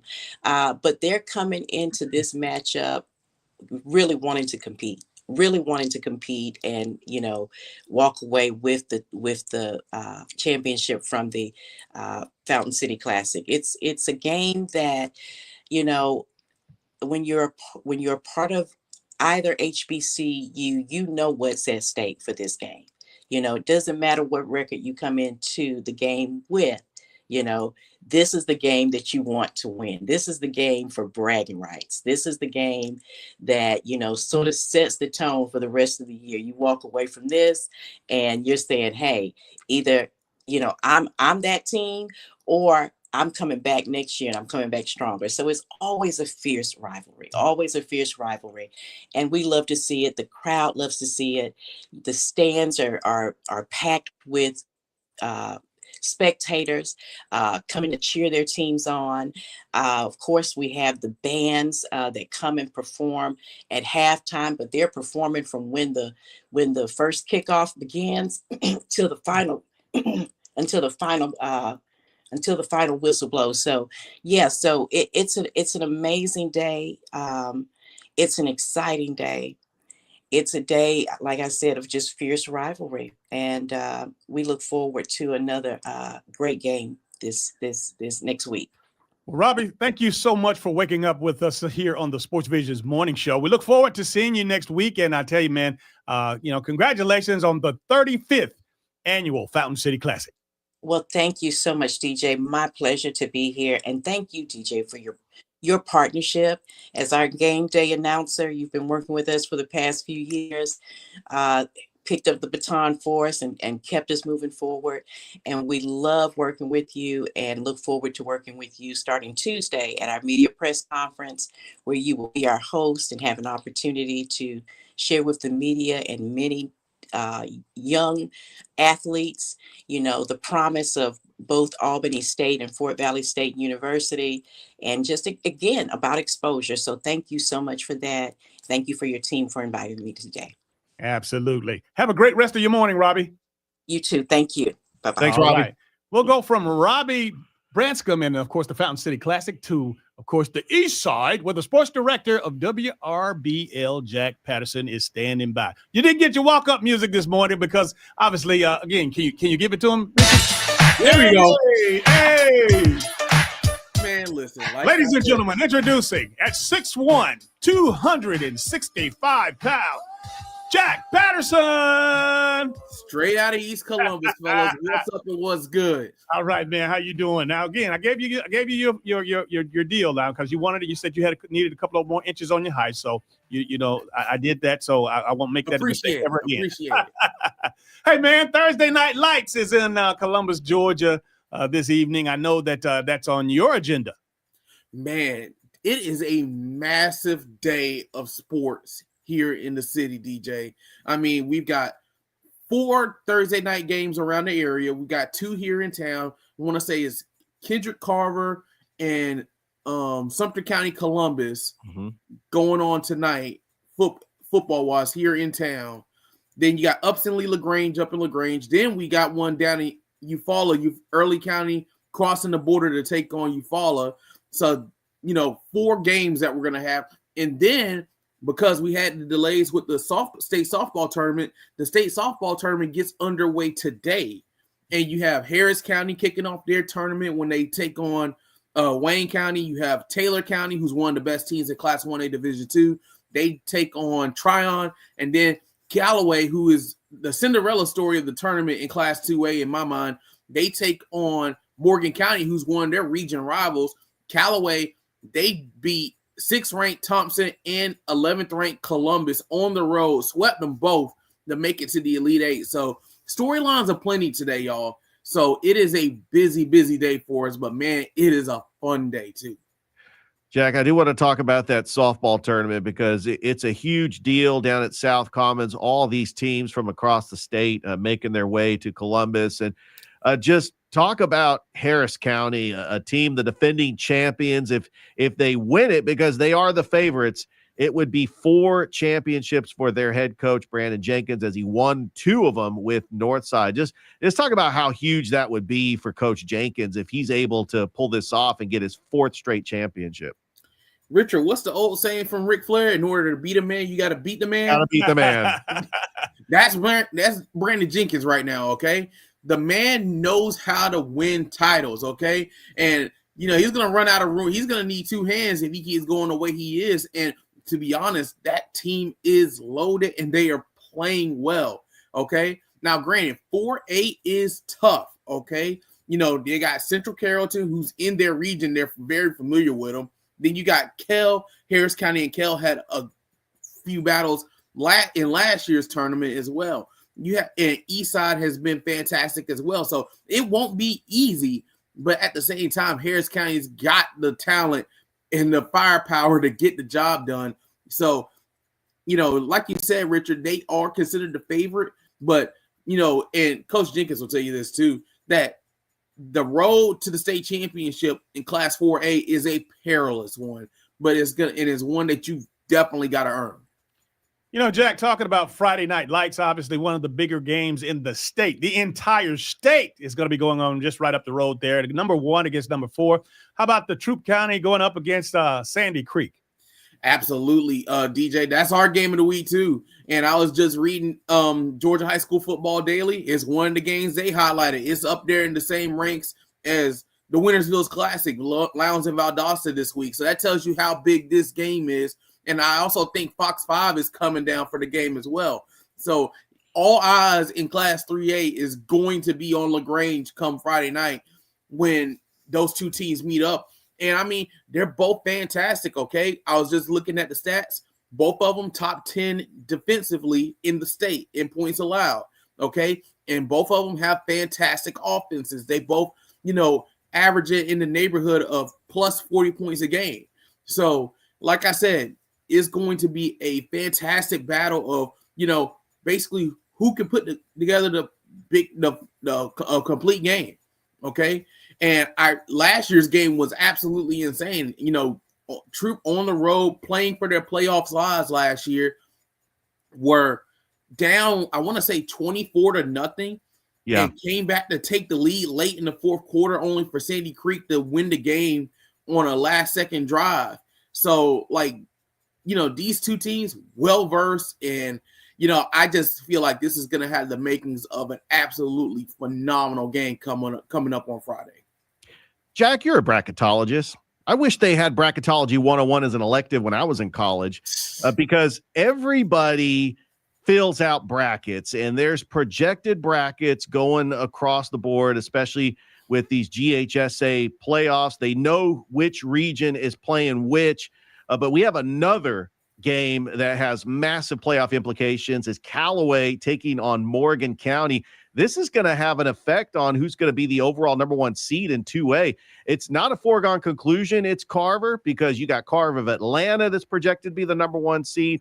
But just talking about just having that game make an impact for some other local teams in the 2A bracket, just talking about what that could mean when it comes to playoff time. It's the same deal as last year, Richard. This game late in the season between 2 teams that really honestly should not be in the same region. Okay, they're I want to say they're 150 miles apart or something like that. Morgan County's near Athens, and of course Callaway on the Alabama border. But anyway, they're in the same region. They're playing for a region championship. Both teams are really good. So, and you're right, Richard, this game will have an impact on the seeding in Class 2A because the one thing about the postseason rankings, and I hope this gets changed before they adopt it widespread next year, is, you know, you don't really get a lot of credit for playing out-of-state talent, out-of-state teams. So when you look at Callaway's ranking right now and you see them in, you know, in the low teens, like, don't let that fool you, okay?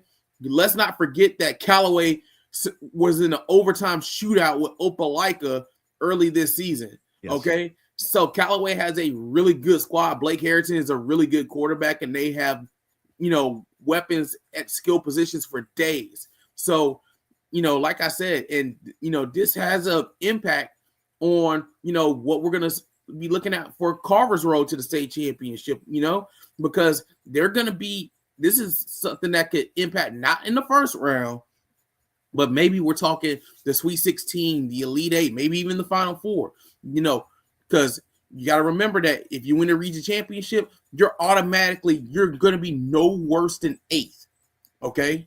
So that's going to have an impact on, let's see where these teams are going to be, you know. And, you know, one of the things that I was looking at last year before Callaway got upset in the second round is, you know, a Callaway Carver matchup in the Final Four. And, you know, I've said this for years. If Callaway and Carver ever meet, take my money. Okay? Take my money. It's going to be a really fantastic game. Carver has always had fantastic coaches, and Pete Wiggins, one of the most respected coaches in the state of Georgia.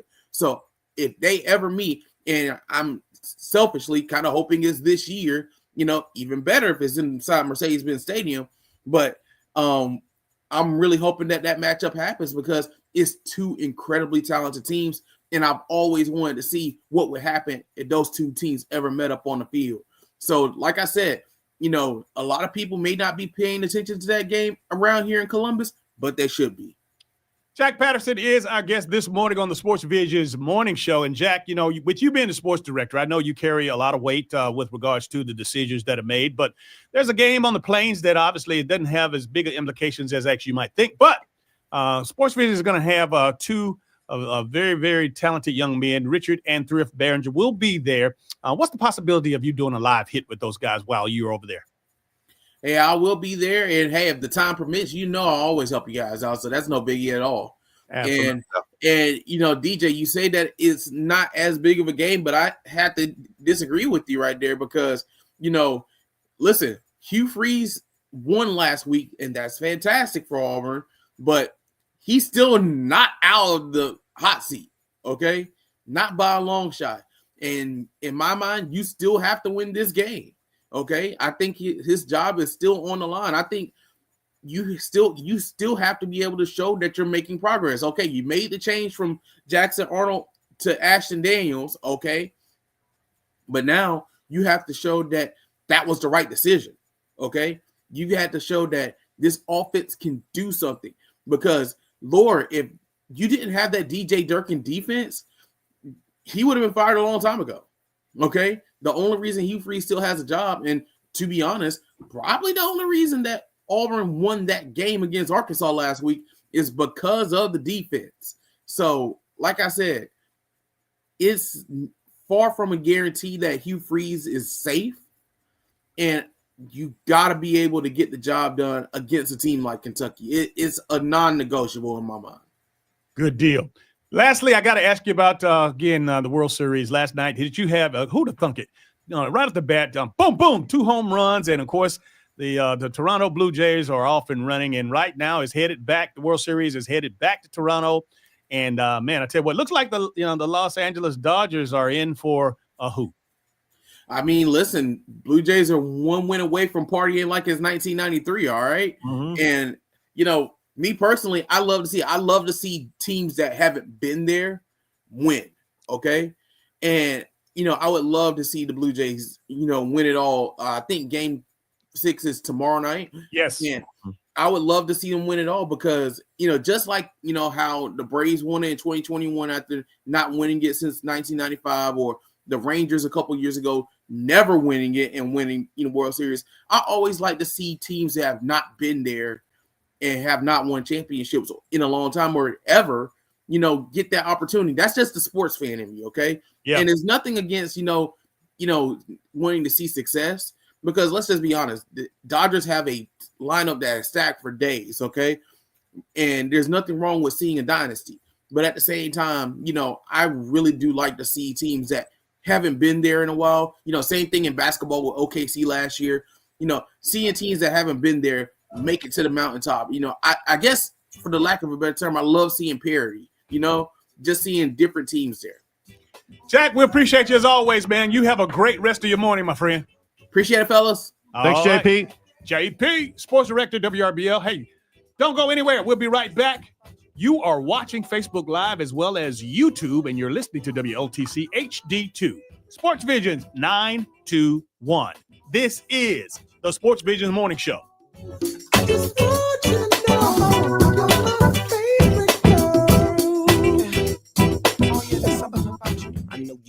Hey, it's Dan Patrick. Thanks for making us your home for local, regional, national sports talk in the Chattahoochee Valley.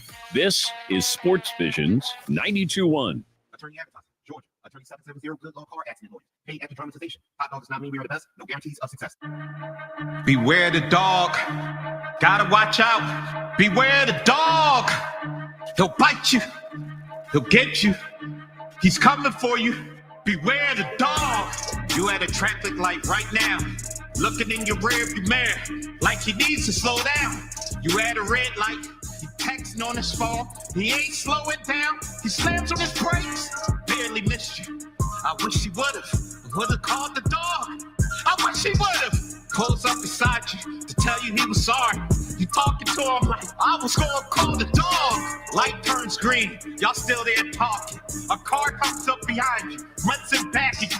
Man, you really in the accident. What you gonna do? You calling the dog? What you gonna do? Any accident, big or small, top dog law. Yates Insurance, a full-service employer and executive benefits firm offering tailored solutions. Founded on the principle of customer service and a commitment to your goals. Grown by building on experience and eagerness to explore new benefit options. Property casualty, your insurance needs, and HR service solutions for your company. Your benefit plan affects the health and prosperity of your employees and your company. At Yates Insurance, you get expertly crafted plans to meet your needs. Plan, design, and implementation. Yates Insurance, your benefit partner. Visit yatesins.com. Find what you love, love what you find. A total wine and more. There's so much waiting for you. Spirits and beer, thousands of wines. Walk right through the door. It's all here to explore. With guides in the know and prices so low, it just might blow your mind. You're gonna find what you love and love what you find. Drink responsibly, B21. WLTC HD2 Casita and W221DP Columbus. You're listening to the Sports Visions Morning Show. Sports Visions 92.1. Now back to the Sports Visions Morning Show. Here's Denver Broncos 1987 AFC champion DJ Jones and Thrift Behringer. Good Thursday morning and welcome back to the Sports Visions Morning Show. DJ Jones, Richard Holdridge, Thrift Behringer will be joining us momentarily. He has an assignment in Macon. He's going to be dealing with the highfalutin GIAA executives, of course, on that massive playoff schedule that's coming up. And I want to make sure that he has everything all detailed, Richard, because you guys have quite an assignment. The voices of the GIAA. Yeah, he's down there in Macon. It's a centralized location because we got some members from Middle Georgia Sports Network that are over there in the Warner Robins area, and they're just hashing out all the details of a massive GIAA football championships that's going to be November 20th through the 22nd, all classifications of the GIAA, as we have the 8-man and flag football is going to be on the campus of Mount DeSales on Thursday, along with the All-Star game, and then Friday and Saturday, the single A, double A, triple A, and quadruple A championships at 5-Star Stadium, the home of Mercer football. So that's going to be a lot of fun. I'm going to try to make my way as helping out Thrift on the call. for some of those games. But yeah, they're just hashing out all the details right now this morning. Big shout out to Hall of Famer Freddie Gilbert, of course, the University of Georgia All-American. He was inducted into the Georgia High School Football Hall of Fame last Saturday in Atlanta.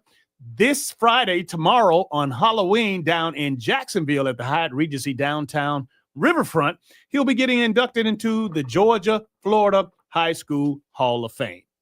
Absolutely. You don't need to answer. We're not expecting anybody to call in. That's what we're doing, Richard. We got to stay there. But yeah, congratulations to Freddie Gilbert coming on, as well as Robbie Branscom. She has been, of course, just ideal working with, as I've been the voice of the Fountain City Classic for the last couple of years, having the opportunity to not only lead the media luncheon, but also become the game day announcer. But we'll also have a game day announcer, or at least an announcer for the Battle of the Bands. It'll be the Battle of the Drum Lines, and that's a new event that they've asked me to do and be a part of. And more, again, the more the merrier. I love the fact that they're making it all inclusive, because the game day experience is definitely just as much a part of the band as it is the cheerleaders, the dance team.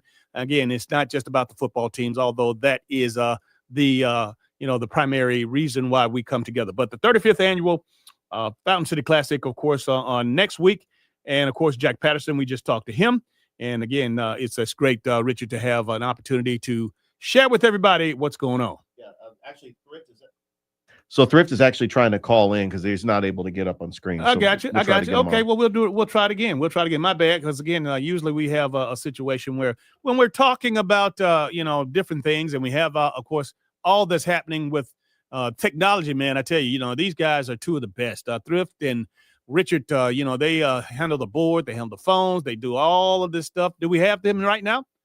Yes, we do. We got Thrift on the line. Thrift Barringer, what's up, buddy? And first time, long time. I love the show. Glad to be a part of it. Absolutely. Hey, man, I was letting everybody know you're handling some business down in Macon with the GIAA and some of the top executives down there. You guys have quite a schedule and a lineup, and it's great to be affiliated with such a wonderful organization. It's a site visit here today. We got several things we're going to be talking about, because DJ coming up November 20th, 21st, and 22nd. Can you believe it? 3 weeks from now, we're going to be broadcasting. The entire Georgia Alabama Sports Live team is going to be a part of it with some of the Macon crew. It's going to be a collaborative effort to bring you all the GIAA state championships. We just did softball, and now we're only a few weeks away. We got to go ahead and go to Five Star Stadium, which is at Mercer University. Take a look at where we're going to be for there. Then we got to go to Mountain of Sales, because that's where the flag football championship is going to be. So busy day, and I am glad to be a part of such a really good organization. Takes care of their schools, and I'm glad that I get to do stuff like this, man. Absolutely. Are you going to have a chance to see my guy Stan Whitlock? No, Stan won't be here. This is more GIAA.TV people and the commissioners for GIAA. Stan will be there, though, for the championships coming up in November. I look forward to seeing him. That is my guy. He helped facilitate bringing in the Mallory and Evans Team of the Week. Drew Butler, a former kicker just like Stan, is coming on and sponsoring every week a really good football team that won a game that either they shouldn't have, or won a game between two top 5 teams. And so every Friday night on the high school scoreboard show, Drew Butler and Mallory and Evans announce that winner. And so still thankful for Stan Whitlock and the entire team over at the GISA and the GIAA for what they do for these student athletes. Absolutely. Thursday night lights tonight, Carver, Kendrick, and Columbus and Sumter. What do you know about either one? Okay, so Columbus and Sumter County, that's tonight. I am letting Big Rich take the call on this, man, and it is going to be a fantastic game, I think, because Columbus, many people are doubting after losing last week to Spencer 28-0. Sumter comes in as a top 5 team in 2A. Now, for Columbus to win, they're going to keep it low scoring. They cannot make turnovers like they did last week, and they got to capitalize on good field position. They had a tough time moving the football on Spencer, and no offense, but Sumter County's defense is even better. So Columbus has got to play their A game to win this. I think it's going to be a tough ask, and even if they do lose, 7-3 is nothing to hold your head down. Robert Peters is still one of the favorites to win Coach of the Year award. and they had a great season. That is at 7 o'clock. And for Carver Kendrick, I think this is just a tune-up game for Carver, and it's senior night, and he's going to try to send guys like Tristan Gibbons, Jacoby Caslin, who have had fantastic Carver career, make it to the quarterfinals, semifinals, championship, win the championship, and then win it again potentially this year. That's legendary status, DJ.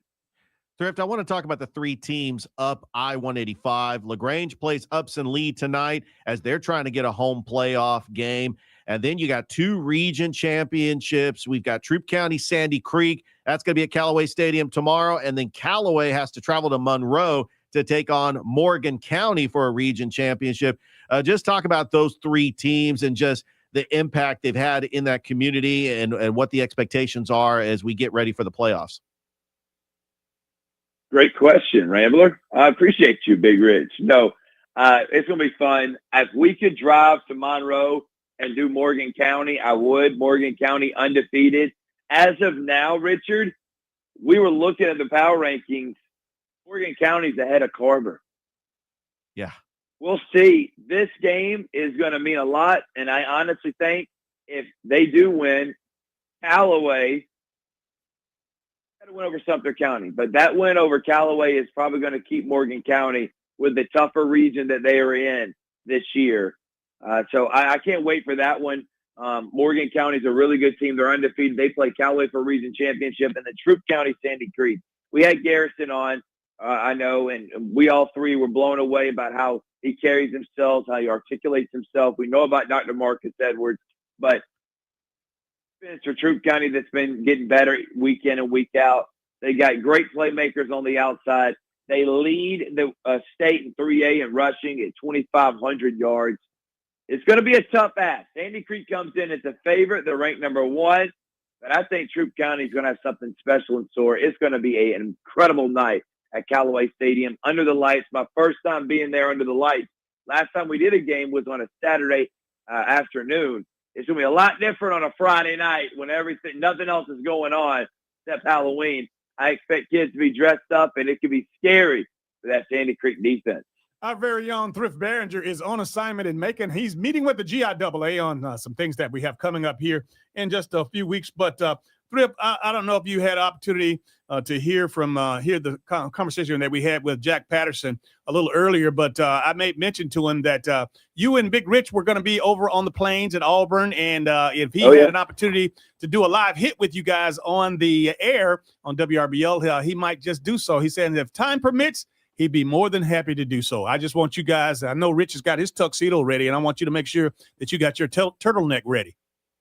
I just want you to know, DJ, if you see two guys tussling down on the sideline to see who's going to be on air, you know it's me and Big Rich. All of a sudden, Jack's like, you see in the background, Jack's like, well, I was going to talk to Sportsvisions, but Big Rich is through the fight knows going to be on screen right now. No, I'm excited about it, DJ. I told you my nephews are going, FJ's going, taking Natalie. So all the kids are going to be able to experience a Saturday night game. They've been to games before, but never a night game at Jordan Hare Stadium. And, it's different. So that aspect of it makes it special. But obviously covering it for Sportsvisions for the last 4 years has been a dream. I appreciate you, D. I'm excited to be there with Big Rich and seeing some of the guys that cover it as well. And this is a big game, man. In my opinion, it's just like last week. Hugh Freeze loses, he can be fired, especially at home against a SEC winless Kentucky team. Got to do something about it. But it's going to be a lot of fun. And we will do our thing, obviously, and post some videos before the game with questions that we have. And then we'll even have some things during halftime. We'll give you up-to-date, DJ. I know you're going to be doing the same thing live from Florida and Georgia. Yeah, Thrift, and we'll definitely have an opportunity to watch that Georgia-Florida game while we're there on the plains. And I want to talk about Florida coming in only a 7.5-point underdog to Georgia. The last 4 meetings, Georgia has beaten them by 2 touchdowns. Does Florida have a shot at getting the upset? They got an interim coach. They're really playing with house money. They still got a talented team, just played a tough schedule, and DJ Lagway is just an electric, dynamic, dual-threat quarterback. What chance do you give Florida of getting that upset against Georgia? Not a chance in hell. And I think that the Kirby Smart and the Bulldogs off of a bye are going to be playing the best defensive game they've played all year, or they better, because the problem is they still have Georgia Tech on the schedule, Texas, and if they're able to get through all that, the SEC championship, the potential could be against Texas A&M or Alabama. So I don't think they want to struggle against a team that doesn't even have their head coach anymore. I get the players can come out motivated, but so should the Bulldogs. So I'm going to say Georgia comes out and dominates after a bye. But if not, I will eat crow to both you and DJ on Monday morning. I promise you that. I'll bring the hot sauce for you, buddy. But listen, check this out. This is an interesting take, and I love to get your put in on this, or your input. Nick Saban, Kirby Smart, two of the biggest names in college football. They've both been affiliated with the LSU staff. LSU is looking for a coach, and I understand that these two names, even though the governor is saying that the AD will not make this decision now down at Louisiana State University. But those two names are interesting names in the hat. Do you think there's a snowball chance in hell of any of those guys taking that offer? LSU is one of the top jobs in America. Here's my question. Who the hell is the governor to say if Scott Woodward's going to make a hire or fire? When did he become the end-all, be-all? Is he basically saying he is influencing the board of governors for LSU? Because is that right? Should he have an influence over anybody when something like that? Is he saying there's backdoor deals? Is he being blatant and saying, is there some beef between him and Woodard? It looks ugly, in my opinion. I think the situation went from, all right, we got rid of Brian Kelly, obviously not a great fit. This guy didn't really establish himself in the LSU culture. And I've said this, and I've heard it over and over again. It had nothing to do with the fact that he's from the North. Les Miles was from the North. Nick Saban's from West Virginia.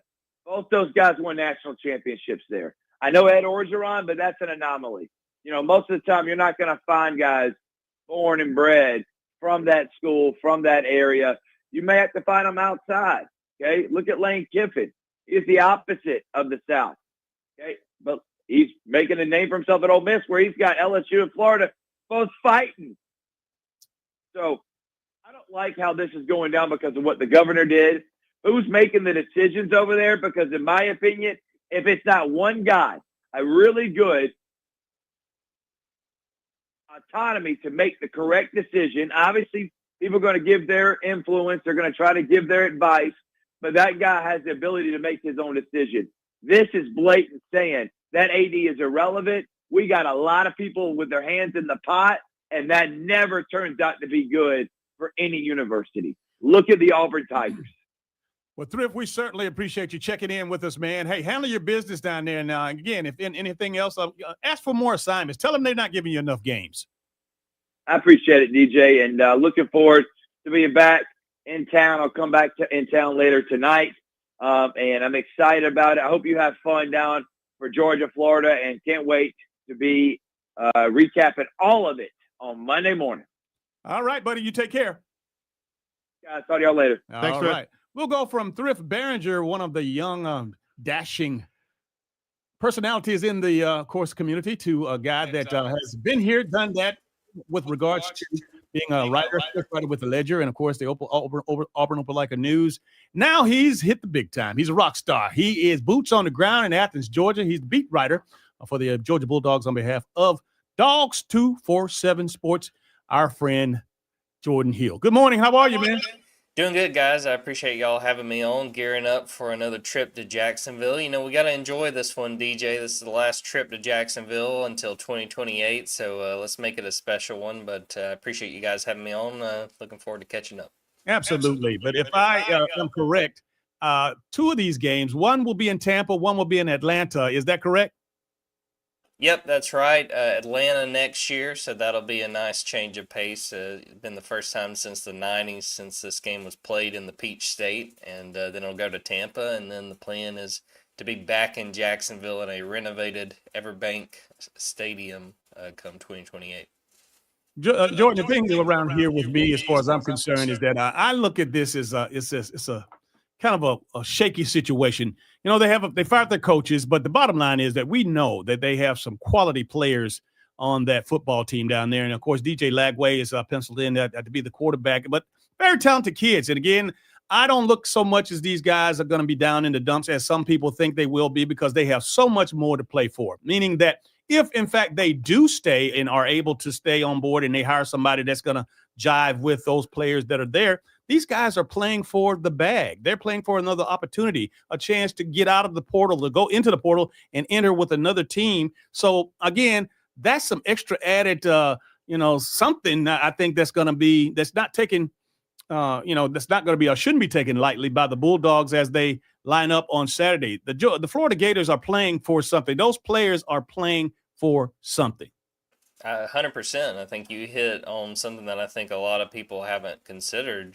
There's several guys, that'll stick around with whoever is part of the new coaching staff. But a lot of these people, they're playing to have film when they go in the transfer portal. They want to be able to put something on film and say, look, if you're looking for whatever position I play, this is what I'm able to do. And what I'm fascinated about, especially early in Saturday's game, Florida will have the element of surprise. I mean, they've got a new play caller. Ryan O'Hara has taken over. Billy Napier was the play caller while he was the head coach. You got Billy Gonzalez, who's a very successful receivers coach, taking over as the interim. Is he going to take advantage of that and try to put his receivers in positions to make plays? Yeah, this is a very obvious trap game for Georgia as far as I'm concerned, just because, one, DJ, as well as any of us, weird things happen in Jacksonville. Teams that go in and are considered big favorites, it doesn't go out that way. That I can think about times when I went when I was in school where you thought, well, Georgia's just going to name it score and Florida winds up winning, and it's been vice versa at times.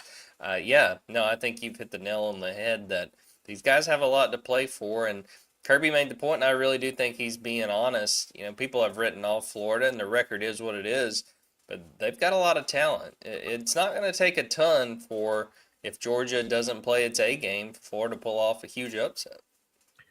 Yeah, Jordan, I was looking at the previous Georgia-Florida matchups. I mean, Florida, in the last 20 years, they've come into this game unranked and knocked off Georgia, which was a top 10 team. I'm thinking of 2002 and 2014. But Kirby Smart's got a 7-2 record against Florida. And the last 4 meetings, Georgia's won by more than 2 touchdowns. But Georgia's only a 7.5-point favorite. Is the line that because they think that Florida has something left in the tank and they're going to pretty much unload the kitchen sink at Georgia in this game? I think the biggest thing is the fact that a new coaching staff had that bye week, had a little bit of extra time to get ready. And again, I think, when we talked to Kirby after Saturday's game, I would not be surprised if they say, that first drive, that second drive, they threw a lot at us that they hadn't run before that we weren't exactly preparing for. So I think there's that. I think there's the respect, again, that neutral site game, it's just, there's so many weird things that have happened in this game over the years. And at the end of the day, when we talk about like who's actually going to win, I mean, I feel pretty good about Georgia winning this game, in part because of injuries. Vernell Brown, Florida's top receiver in terms of yards, he's out for this game. That was announced Wednesday night. That's definitely going to make things harder. And at the end of the day for Georgia, if we talk about keys, they got to turn DJ Lagway over. He leads the SEC in interceptions, 9 interceptions, and you take away some of those picks, we might be talking about a completely different situation for Florida. I think he threw 5 against LSU in a game they lost by 2 possessions. If you turn the ball over 5 times and lose by 2 possessions, that tells me you should have won the game. I think there's some respect for what Florida could do, but they've got their hands full given what they're missing on offense. DJ Lagway's definitely got to have his best game if they're going to pull off the upset. Jordan Hill is our guest this morning on the Sports Visions morning show. Jordan, I want you to paint the picture for the Sports Visions Nation for those of you. I mean, obviously we're excited about the game, but can you talk about some of the pageantry and some of the festivities that's going on and around a 40, 50-mile radius and all the beaches from St. Simon to this one to that one? Talk a little bit about some of the people that have left actually Monday, and certainly they're down there now getting ready for the Saturday game. Oh, yeah. I mean, people make it, and it's basically like a little 3-day vacation for a lot of Georgia fans going down. St. Simon's and Jekyll, and really enjoying the part of the trip part of it, enjoying the beach, then go into the game on Saturday. And the game itself, it's just such a unique experience. And I for one, honestly, am glad that we will continue to have this game, that they're going to stick with Jacksonville once it gets back full time in 2028, because you get half the stadium red, half the stadium blue.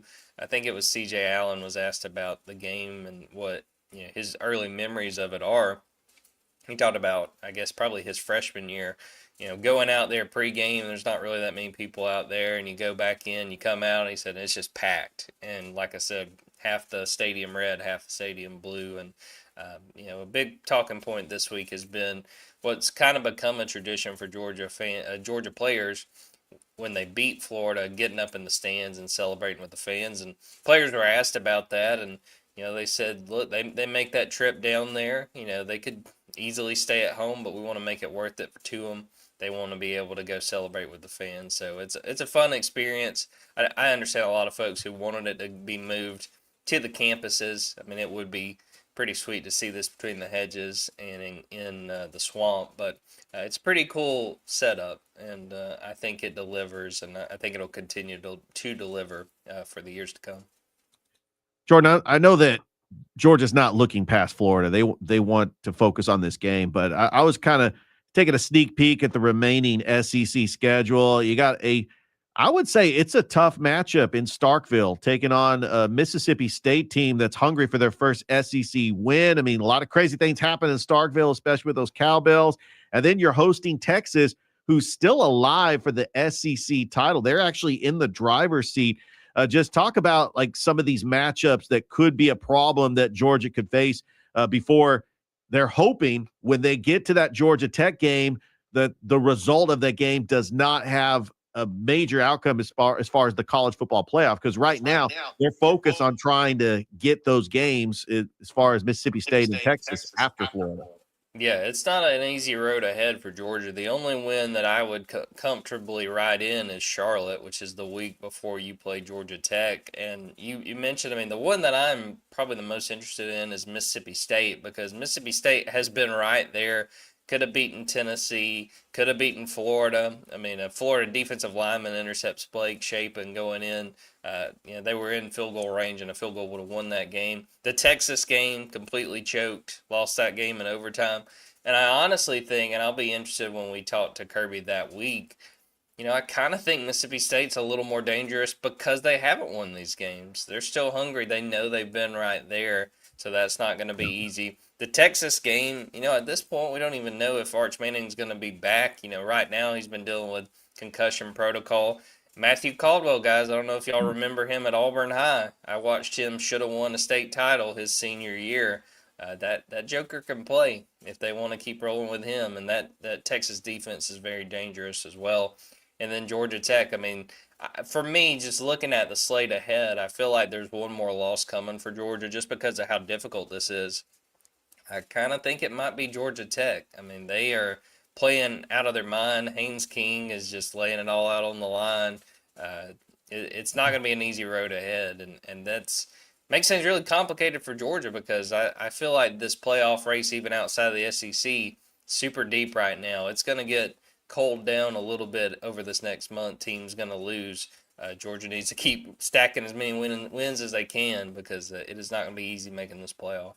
Jordan, my final question for you today is that the fact of the matter, in addition to all the festivities and the big game on Saturday, tomorrow, Halloween, they're gonna celebrate the Hall of Famers from the Georgia-Florida game. Of course, our very own Freddie Gilbert, who I had on earlier today, and Sonny Michel are going in. Anything that you want to add to that?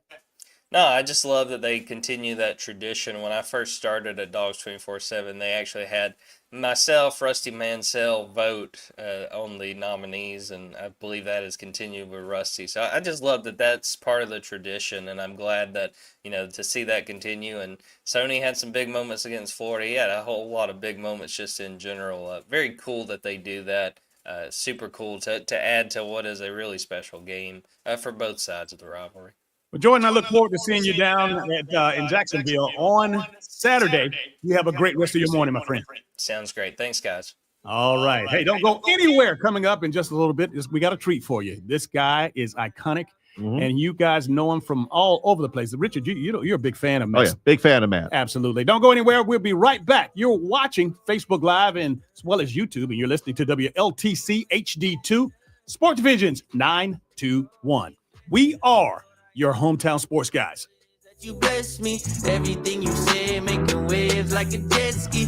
You love every part of me, even when Hey, it's Dan Patrick. Thanks for waking up with the Sports Visions Morning Show with DJ Jones and Thrift Behringer. Catch me at 9 a.m. every weekday morning, right here on Sports Visions 92.1. Good morning. I'm Michelle Jennings, and here are your morning headlines. Columbus attorney Robert Watkins has announced his candidacy for the District 5 council seat, which is currently held by Councilor Charmaine Crabb. Watkins' full interview can be found on WRBL.com. Metro leaders are hearing from the community on how they can improve public transportation services across the city. The system is looking into more frequent services and microtransit to improve services. Across the river in Alabama, the ABC board is proposing to make a few changes to its alcohol policies for businesses. Governor Kay Ivey supports the board's proposal to restrict alcohol giveaways at large public events, curfews for minors, and more. From WRBL News 3, I'm Michelle Jennings. Have a joyful rest of your day. Good Thursday morning. The clouds are back as you are starting your day with those temperatures hovering right around 50 degrees. Mostly cloudy skies this afternoon with highs near 60. Tonight, the clouds move out, making for a cold start to Halloween with upper 30s and low 40s. We're tracking plenty of blue skies by your Friday afternoon. Next chance of rain arriving late Sunday and into early Monday morning. Extended forecast trending warm for the first week of November. No, it's not too soon to start holiday shopping. Ulta Beauty's early Black Friday event is happening now through November 22nd. Shop $10 beauty minis from brands like MAC and Too Faced. Take 30% off Lancome and Touchland fragrances and body mists. With new offers dropping every week, our associates can help you find the perfect gifts. Head into Ulta Beauty today to shop our early Black Friday event. Ulta Beauty. Gifting happens here. Attorney advertising, Georgia. Attorney 770 Good Law Car Accident Lawyers. Paid after dramatization. Hot dog does not mean we are the best. No guarantees of success. Beware the dog. Gotta watch out. Beware the dog. He'll bite you. He'll get you. He's coming for you. Beware the dog. You at a traffic light right now. Looking in your rearview mirror like he needs to slow down. You at a red light. He texting on his phone. He ain't slowing down. He slams on his brakes. Barely missed you. I wish he would've called the dog. I wish he would've. Pulls up beside you to tell you he was sorry. You talking to him like, I was gonna call the dog. Light turns green, y'all still there talking. A car comes up behind you, runs in back of you. Man, you really in the accident. What you gonna do? You calling the dog? What you gonna do? Any accident, big or small, top dog law. Corey's Furniture Express, your express way to save. Happy fall, y'all. It's Pumpkin Palooza time at Corey's Furniture Express. Make a purchase, pick a pumpkin, and win a prize. Every pumpkin has a number, and every number is a winner. Discounts include 5, 10, up to 15% off, and you may even get free delivery. And that's only at Corey's Furniture. You're going to love this place. Alabama Highway 169 in Opelika. You're waking up with a Sports Visions morning show on Sports Visions 92.1. Now back to former Green Bay Packer DJ Jones and Thrift Behringer. Welcome back to the Sports Visions morning show. DJ Jones and Richard Holdridge in the building. Good Thursday morning to everybody out there. It's a Throwback Thursday, and we have certainly appreciated all of our great guests today. Of course, Hall of Famer himself, Freddie Gilbert, was joined us early on. Found City Classics own Robbie Branscom. She's the executive director. Of course, WRBL sports director Jack Patterson, and of course, Jordan Hill from Dawgs 247 Sports. But boy, I have a treat for you right now. This guy has done everything, Richard, that you and I wish that we could have done in this. But we're chasing it. His name is Matt Stewart, and Matt said in his 12th season of calling football on Friday nights at Georgia and weekly in playoff championship action on Georgia Public Broadcasting. And of course, he joined GPB football team in 2014. He's now called TV play-by-play for high school football in Georgia for 28 consecutive years, maybe more, 31 overall. And he won 3 straight Emmys for his work in 2022 through 2024. Ladies and gentlemen, please welcome to the Sports Visions Morning Show, Matt Stewart. How are you, sir? Good morning, fellas. How you doing? Great, man. We had a wonderful time on Saturday night. It's always did. great to see you. And again, you did a fantastic job as always. You too. Thank you so much. Matt, Team up. Let's get right into it, buddy. Yes, sir. Again, you know, one thing about the platform that we have here, and of course, the only live local sports talk show in East Alabama, West Central Georgia, is that, you know, we talk teams and we talk stats, we talk scores, but we talk life as well, because a lot of young broadcasters and a lot of folks out there that I want to take them behind the scene. I take them back, you know, backstage, behind the curtains, if you will, and shine the light on them and give them an understanding, because one day, many of those folks think that they can do what we're doing here. And for the sake of everybody right now, why don't we do this? Why don't we go and share with folks where you're from? Sure. And of course, who are some of the people that poured into you and some of the opportunities that you've had in the business? Okay. Well, pardon me. Let me have a cup of coffee here. All right. Just getting my morning started here. Make sure my voice is clear. So, yeah, I graduated from Georgia State University in 1985. Further back from that, I went to Lakeshore High School in College Park, which is now, you know, it's long gone, but it's Westlake now. That's where Cam Newton went, as a point of reference. And graduated from Lakeshore 1980, graduated from Georgia State 1985. I've been in the business since then, got a degree in broadcast journalism. So started out in Griffin radio, worked in a Griffin radio station doing news and sports there. Went to Athens, WRFC, which at the time was the flagship station of the Georgia Bulldogs network at the time. And I worked there a couple of years as the sports director, and, you know, started calling play-by-play for Georgia baseball and high school football there. And of course, I was doing high school football and basketball in Griffin as well. And that was back during the kind of the Griffin glory days, or part of them, when Lloyd Bohannon was the head coach and they were churning out, you know, college football players every year. From there, I went to the Georgia Network Radio and was the sports director of the Georgia Network. Also did WGST, which was connected to the Georgia Network. And there's where, I started doing pre and post game shows for the Atlanta Braves and the Atlanta Hawks, and a lot of ancillary programming around the Atlanta Falcons coaches shows. Like I was talking to someone there at the Hall of Fame dinner or ceremonies on Saturday night. Yeah, that's where I met Jerry Glanville, did his coach's show. So the topic had come up of Jerry Glanville. So did that. And so that carried me through 96 when I started in television. The local Fox station here in Atlanta, WAGA, wanted to start up a secondary channel, a news channel. And my part of that was going to be hosting a sports show on that channel every night. So we started doing that in 1996. And from there, ultimately, that led to CSS. I won't go through all the inner workings of what happened over the next 4 years, but I kept doing that for 4 years. And then CSS, Comcast Sports Southeast, launched across the Southeast. It launched in Atlanta in 2001. And that's when my play-by-play career really took off there. Up until that point, I'd pretty much done just high school and some Georgia stuff. And then I just started doing stuff all over the Southeast: college football, SEC, college basketball, SEC, ACC, you name it. And then college baseball too, minor league baseball and all that kind of stuff. So did that until 2014. Getting long-winded here. 2014, and then that's when SEC Network launched. CSS shut down by our parent company, NBC, and I went to work for ESPN and SEC Network. And I still do that to this day, although I'm not directly linked to them, not full-time anymore with those guys, but just still doing college football, college baseball, college basketball, of course, high school football, which I've been doing now for 28 consecutive years, as you pointed out, dating back to 1998, dating back to the pre-Comcast Sports Southeast days. And pretty much it. That's a career. Yes, indeed. Yeah, Matt, it's been a privilege of getting to know you the past couple of years. You've really been gracious to me, being a guest on my podcast several times, and I just appreciate you for that. And I appreciate your broadcasting experience. I always enjoy listening to you do play-by-play, not just for GPB Sports, but also for the Southeast Regional Tournament in Warner Robins. We had several local teams here the Yeah. last couple years. And then, of course, your work for the Sun Belt on ESPN Plus.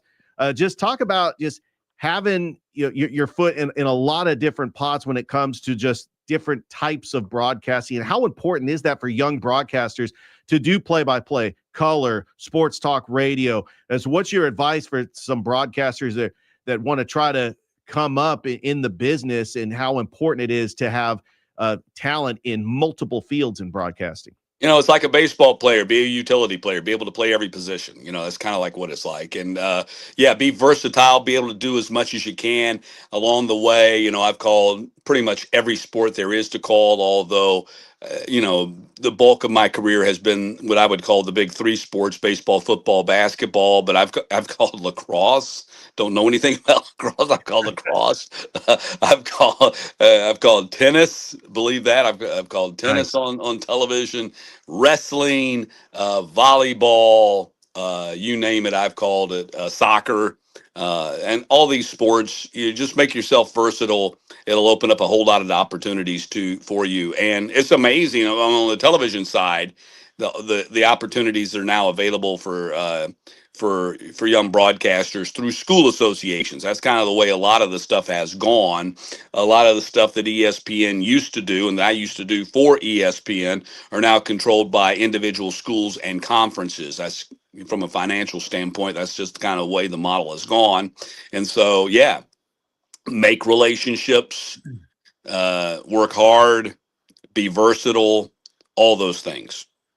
Matt, as we talk to the young broadcasters, young aspiring broadcasters out there, and I've witnessed this in sports myself, is that you got those that have talent, but it takes so much more than talent. You have to obviously have a love for what we do. And a lot of people say that, hey, I want to do that. I want to be a broadcaster. I want to call games. I want to be an anchor. I want to do this. But listen, having the other than it coming out of your mouth, obviously, you got to put the work in, and you got to do what you do when nobody's watching. And I want you to express upon these folks that, look, it takes more than talent. This is a labor of love. You don't just jump in this business, getting in the seat that you're in now. It was a process, and you had to earn the respect. And because you were passionate, you were dedicated, you were loyal, you were faithful, and you were focused.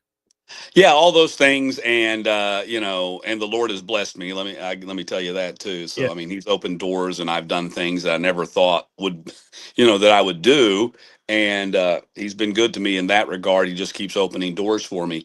But to your point, you got to work hard. I mean, when you see me on the air, the 2-3 hours that I'm on the air, that's the tip of the iceberg. I've probably spent 20 plus hours that week getting ready for the game in every conceivable possible way, including, spending an hour on the phone or more with the coaches, kind of getting to know the team so that the team in your brain. You're not having to constantly look at your notes, and you do have notes, of course, but so it becomes a part of the fabric of your night. Now, you do so many different games and so many different teams that, you got to flush that pretty quick and move on to the next. But for that 2-3 hours, this is your main focus. And I got into this not because I wanted to be on television or, I didn't really, I did want to be on television, but doing sports. Because I want to do sports. I love sports. I mean, from the time I was a kid, that's, I was obsessed with sports. I couldn't wait when I was 9 years old. Back in the day, Atlanta had 2 newspapers delivered. And of course, unfortunately, here coming up in the next couple of months, there'll be no papers delivered. They're going to stop printing the paper in Atlanta. Wow. It's going to all, can you believe that? It's going to be all online. But we got the Atlanta Journal-Constitution, which was the afternoon paper, the evening paper, thrown in our driveway, every late afternoon, evening. I couldn't wait for that because I'd run down there, get it, read that thing cover to, from front to back, just absorb everything about sports and what was going on. Of course, we didn't have, I'm so old, we didn't have Sports Center and all that kind of stuff yet. And so that's how you got your sports news, and you really, and the history of it too. That's one of the things that I see that's kind of lacking in our young sports fans today, is they don't understand the history of it. I knew all about Babe Ruth and Lou Gehrig and Mickey Mantle and Joe DiMaggio and Dizzy Dean and all those guys. Of course, I never saw those guys. I never came close to seeing any of those guys, but I knew about them and I knew what they had done because I read the history. And it's kind of we're in a microwave world. Like if it happened 30 seconds ago, it's old news. So and when you don't bother with it, and I see a lot of people say, well, that that doesn't matter to me. That happened before I was born. A lot of things happened before you were born. A lot of big things happened before. A lot of big things happened before all of us were born. That doesn't mean they weren't important. They were very important, and you need to know what they were to kind of shape your view of what the world is today, because things just keep coming back around. So yeah, so knowing the history, knowing the studying and all that kind of stuff, and really putting into it. But I would say the one thing to any aspiring sportscasters is, why do you want to do this? Why do you want to do this? Is your goal is to be TikTok famous, to be able to post videos and see yourself on television? Then that's probably not a great motive. I mean, if you want to be in sport, now you can do that. And there's a lot of people out there that are in the business because of that. But I do it because I love sports. And, if I wasn't doing this, if I'd never had those doors opened, I'd probably be, writing articles for a local newspaper about, a little league game or something. I just love sports. So that's my why as to why I got into it, because I'm passionate about sports. All right, Matt, it's the final week of the regular season in high school football in Georgia. Mm-hmm. We have several local teams in our area that are battling for region championships, like Callaway taking on Morgan County. We've got Troup County taking on Sandy Creek. But around the state, I mean, you've got Douglas County, Carrollton. We've got Lowndes, Valdosta. I mean, if you're a fan of high school football in the state of Georgia, these matchups, it doesn't get any bigger than that. When it comes to high school football in Georgia, because I know you have the GPB game of the week, you also have the web game of the week. What are some deciding factors that go into picking the game of the week for GPB sports? Well, we want it to be a big game. We want it to be the biggest game of the week. And so for us, that was Douglas County at Carrollton. Now we do have travel limitations. I mean, Valdosta and Lowndes is big. Traditionally, that's big. That's like the Iron Bowl, and you can pick that game every year. You're not going to have a game bigger than that from a tradition standpoint. But on paper, I mean, you're talking about two 6A schools that have been ranked top 10 all season. Carrollton 9-0, got to the state finals last year. There's number 3. I got them ranked number 3. Douglas County 7-2 with losses to Langston, Hughes, and Buford. So I mean the two of the best programs in the state, and they're a top 5 program. So you got 6A top 5. I mean, that just makes sense. To me, that's the biggest game right there, and it's a big rivalry game. It's a rivalry game in that, not so much about geographics, but also just about the talent of the two teams, loaded with college football talent, and also what's riding on the line tomorrow night in Carrollton for the region championship. And Douglas County is an interesting story here in that Johnny White has really flipped the script on that program, and they're just loaded with talent. They've got 5 4-stars on that team. Maybe 6. They got 5 or 6 4-stars on that team. There's very few teams in the state that have more high-end talent than Douglas County. And a lot of that Douglas County talent started playing together on the varsity as sophomores. So this is a 3-year run for them. And 2 years in a row now, they've gotten to the state semifinals and taken a lead in that state semifinal game to the fourth quarter and not won the game and got to the state championship. 2 years ago was against Woodward Academy when they were playing in 6A, what would today be 5A. I wish they stopped mixing up the classifications, but basically they were in the classification lower than what they are right now, and played Woodward Academy, had a lead in that game going to the fourth quarter, didn't win it, didn't get to the state finals.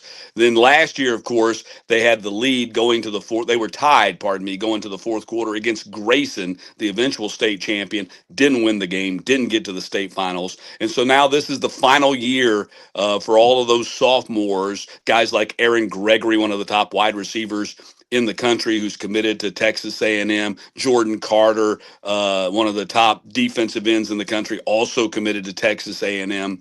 Devin Carter, who joined the group, he was not initially part of that group, but the son of Dexter Carter, who played in the National Football League, he's committed to Florida State. He's one of the top wide receivers in the country. They're just loaded. This is the final chance for them. This is their final chance to beat Carrollton, who they have not been able to beat. And this is then of course, after this, they got the playoffs, and this will be their final chance to get to the state finals that they've been so close to the last couple of years, but just haven't been able to get over that hump. So Douglas County, of course, presents a huge storyline, and Carrollton, of course, a huge storyline, because everybody thought they'd win not one, but multiple state championships with Juju Lewis, the 5-star quarterback who's now at Colorado, and they never did. And so a lot of people, I was talking to Joey King yesterday, and, he gets, I wouldn't say surly. He's not surly about it, but I mean, he doesn't want to talk about it. But a lot of people said, they missed their chance. If they weren't going to, if they weren't going to win a state champion, if they were going to win a state championship, they would have done it when Juju was there. Well, they didn't. But now they got another freshman quarterback. They got two quarterbacks they're playing. CJ Cipher, that's another name to remember over the next couple of years. He's a freshman, and he's their starting quarterback. And Mason Holtzclaw, who moved in from the Carolinas, is a senior, and he splits time with them. So that's the storyline this year. Carrollton kind of doing that Dominique Wilkins thing, the Dominique Wilkins story. When they were there, they couldn't, but when Dominique left the year after, they went to the Final Four. So is this the year Carrollton, they, not the Final Four, but maybe wins the state championship the year after the 5-star quarterback was there? He is the award-winning sports broadcaster, Matt Stewart. Matt, we appreciate you coming on, and of course, introducing you to the Sportsvisions Nation, man. Now, look, you have a great rest of your morning, and hopefully we'll catch up with you real soon. Absolutely. Anytime, fellas. All right. Thanks, Matt. Yes. That's it.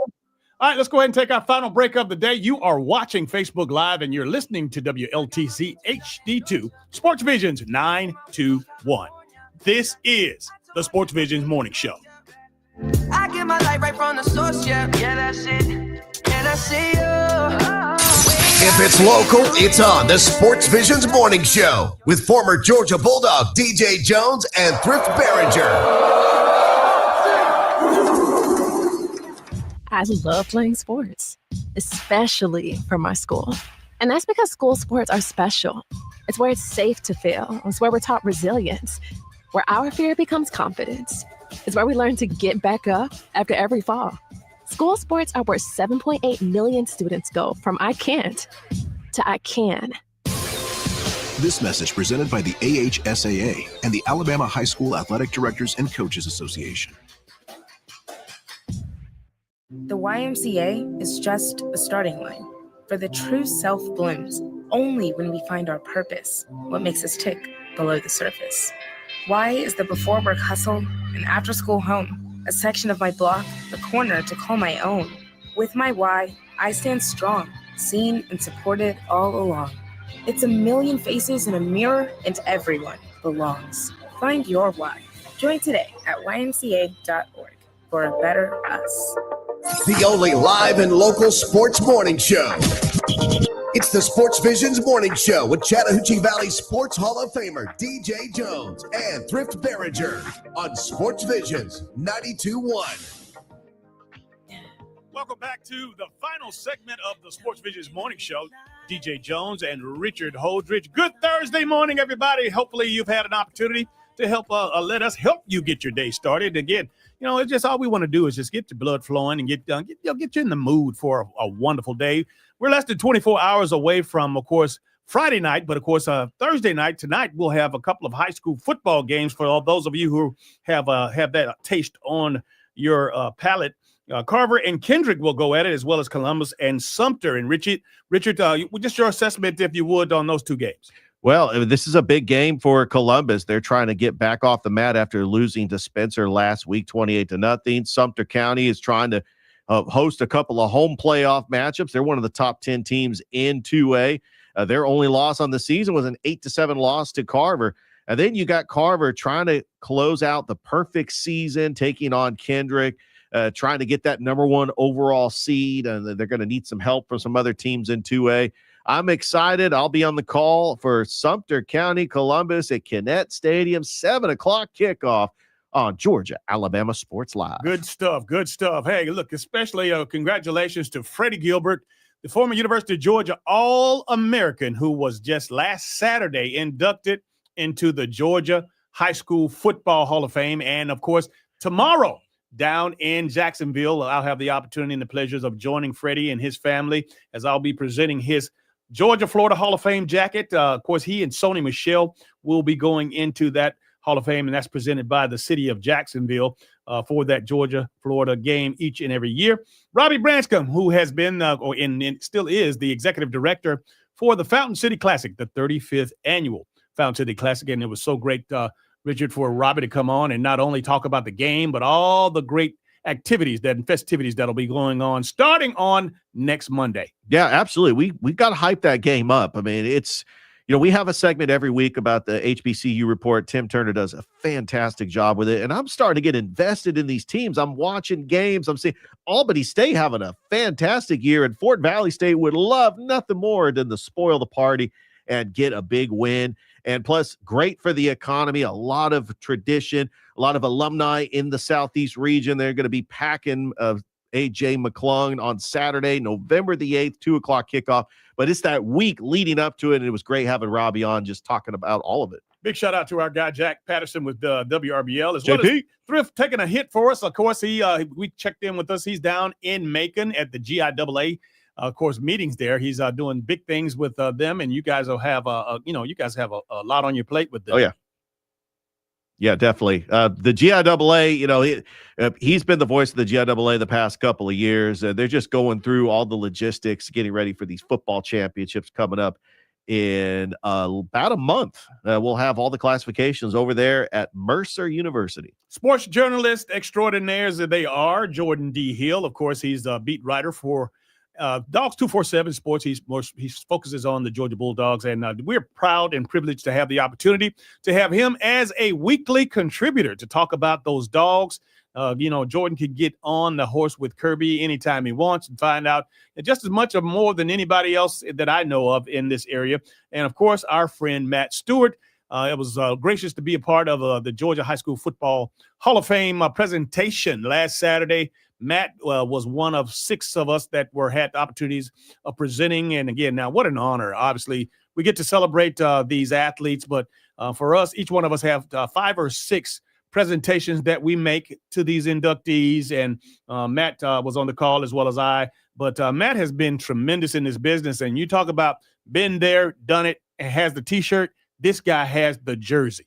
Oh, no question. And the resume he has, the voice of GPB Sports, the Little League World Series. He's the voice of the College Park Skyhawks. I mean, he's got so much versatility. Of course, the Sun Belt Conference. I always enjoy just chopping it up with Matt Stewart, and he was just a gracious guest, and it was just great having him on as he's going to be part of the GPB Game of the Week, Douglas County Carrollton. Looking forward to hearing him on the call on GPB Sports. Well, Richard, I know that we are coming to the end of the show, however, but, you got some high school football games to accommodate. But in the meantime, on Saturday, you and Thrift both will be boots on the grounds on the plains as the Wildcats from Kentucky will come in to invade Jordan-Hare Stadium and try to knock the Auburn Tigers and Hugh Freeze off the box. Yeah, this is not my first Auburn game, by the way. It'll be my first at night. I actually went to a game a couple years back. We've got tickets. They're playing Alabama State, but I'm going to be able to witness that excitement, the Eagle swooping in with the War Eagle. It's going to be great atmosphere, and I'm looking forward to representing Sportsvisions along with Thrift Behringer, and we're excited for that game at night versus Kentucky. Do me a favor. Do something special on the field. You and Thrift, obviously representing, because, again, a lot of people, and I mentioned to you yesterday that, a lot of the local folks don't get the opportunity to see you guys perform on the next level. But, being at Jordan-Hare, you'll have an opportunity to show and see, and of course, give them an opportunity, and all the kids that want to do what you do. Will they allow us to just hold our arm out and let the eagle swoop in on our finger? I mean, is that a possibility? I'm sure that I would rather them tell you after the fact. So, go ahead and put your arm out there and have him swoop in and just deal with the rest of the stuff later. Yeah, that would be an experience of a lifetime we'll never forget. All right, you hear the music, you know what that means. That's going to do it for this edition of the Sports Visions Morning Show. On behalf of Richard Holdridge, I'm DJ Jones, reminding you to keep your eye on the ball. I need you in the morning, but I need you now. Yeah. You've been listening to the Sports Visions Morning Show with DJ Jones and Thrift Behringer. Brought to you by Global Diagnostic Services and the Finley Firm. This is Sports Visions 92.1. Time is of the essence.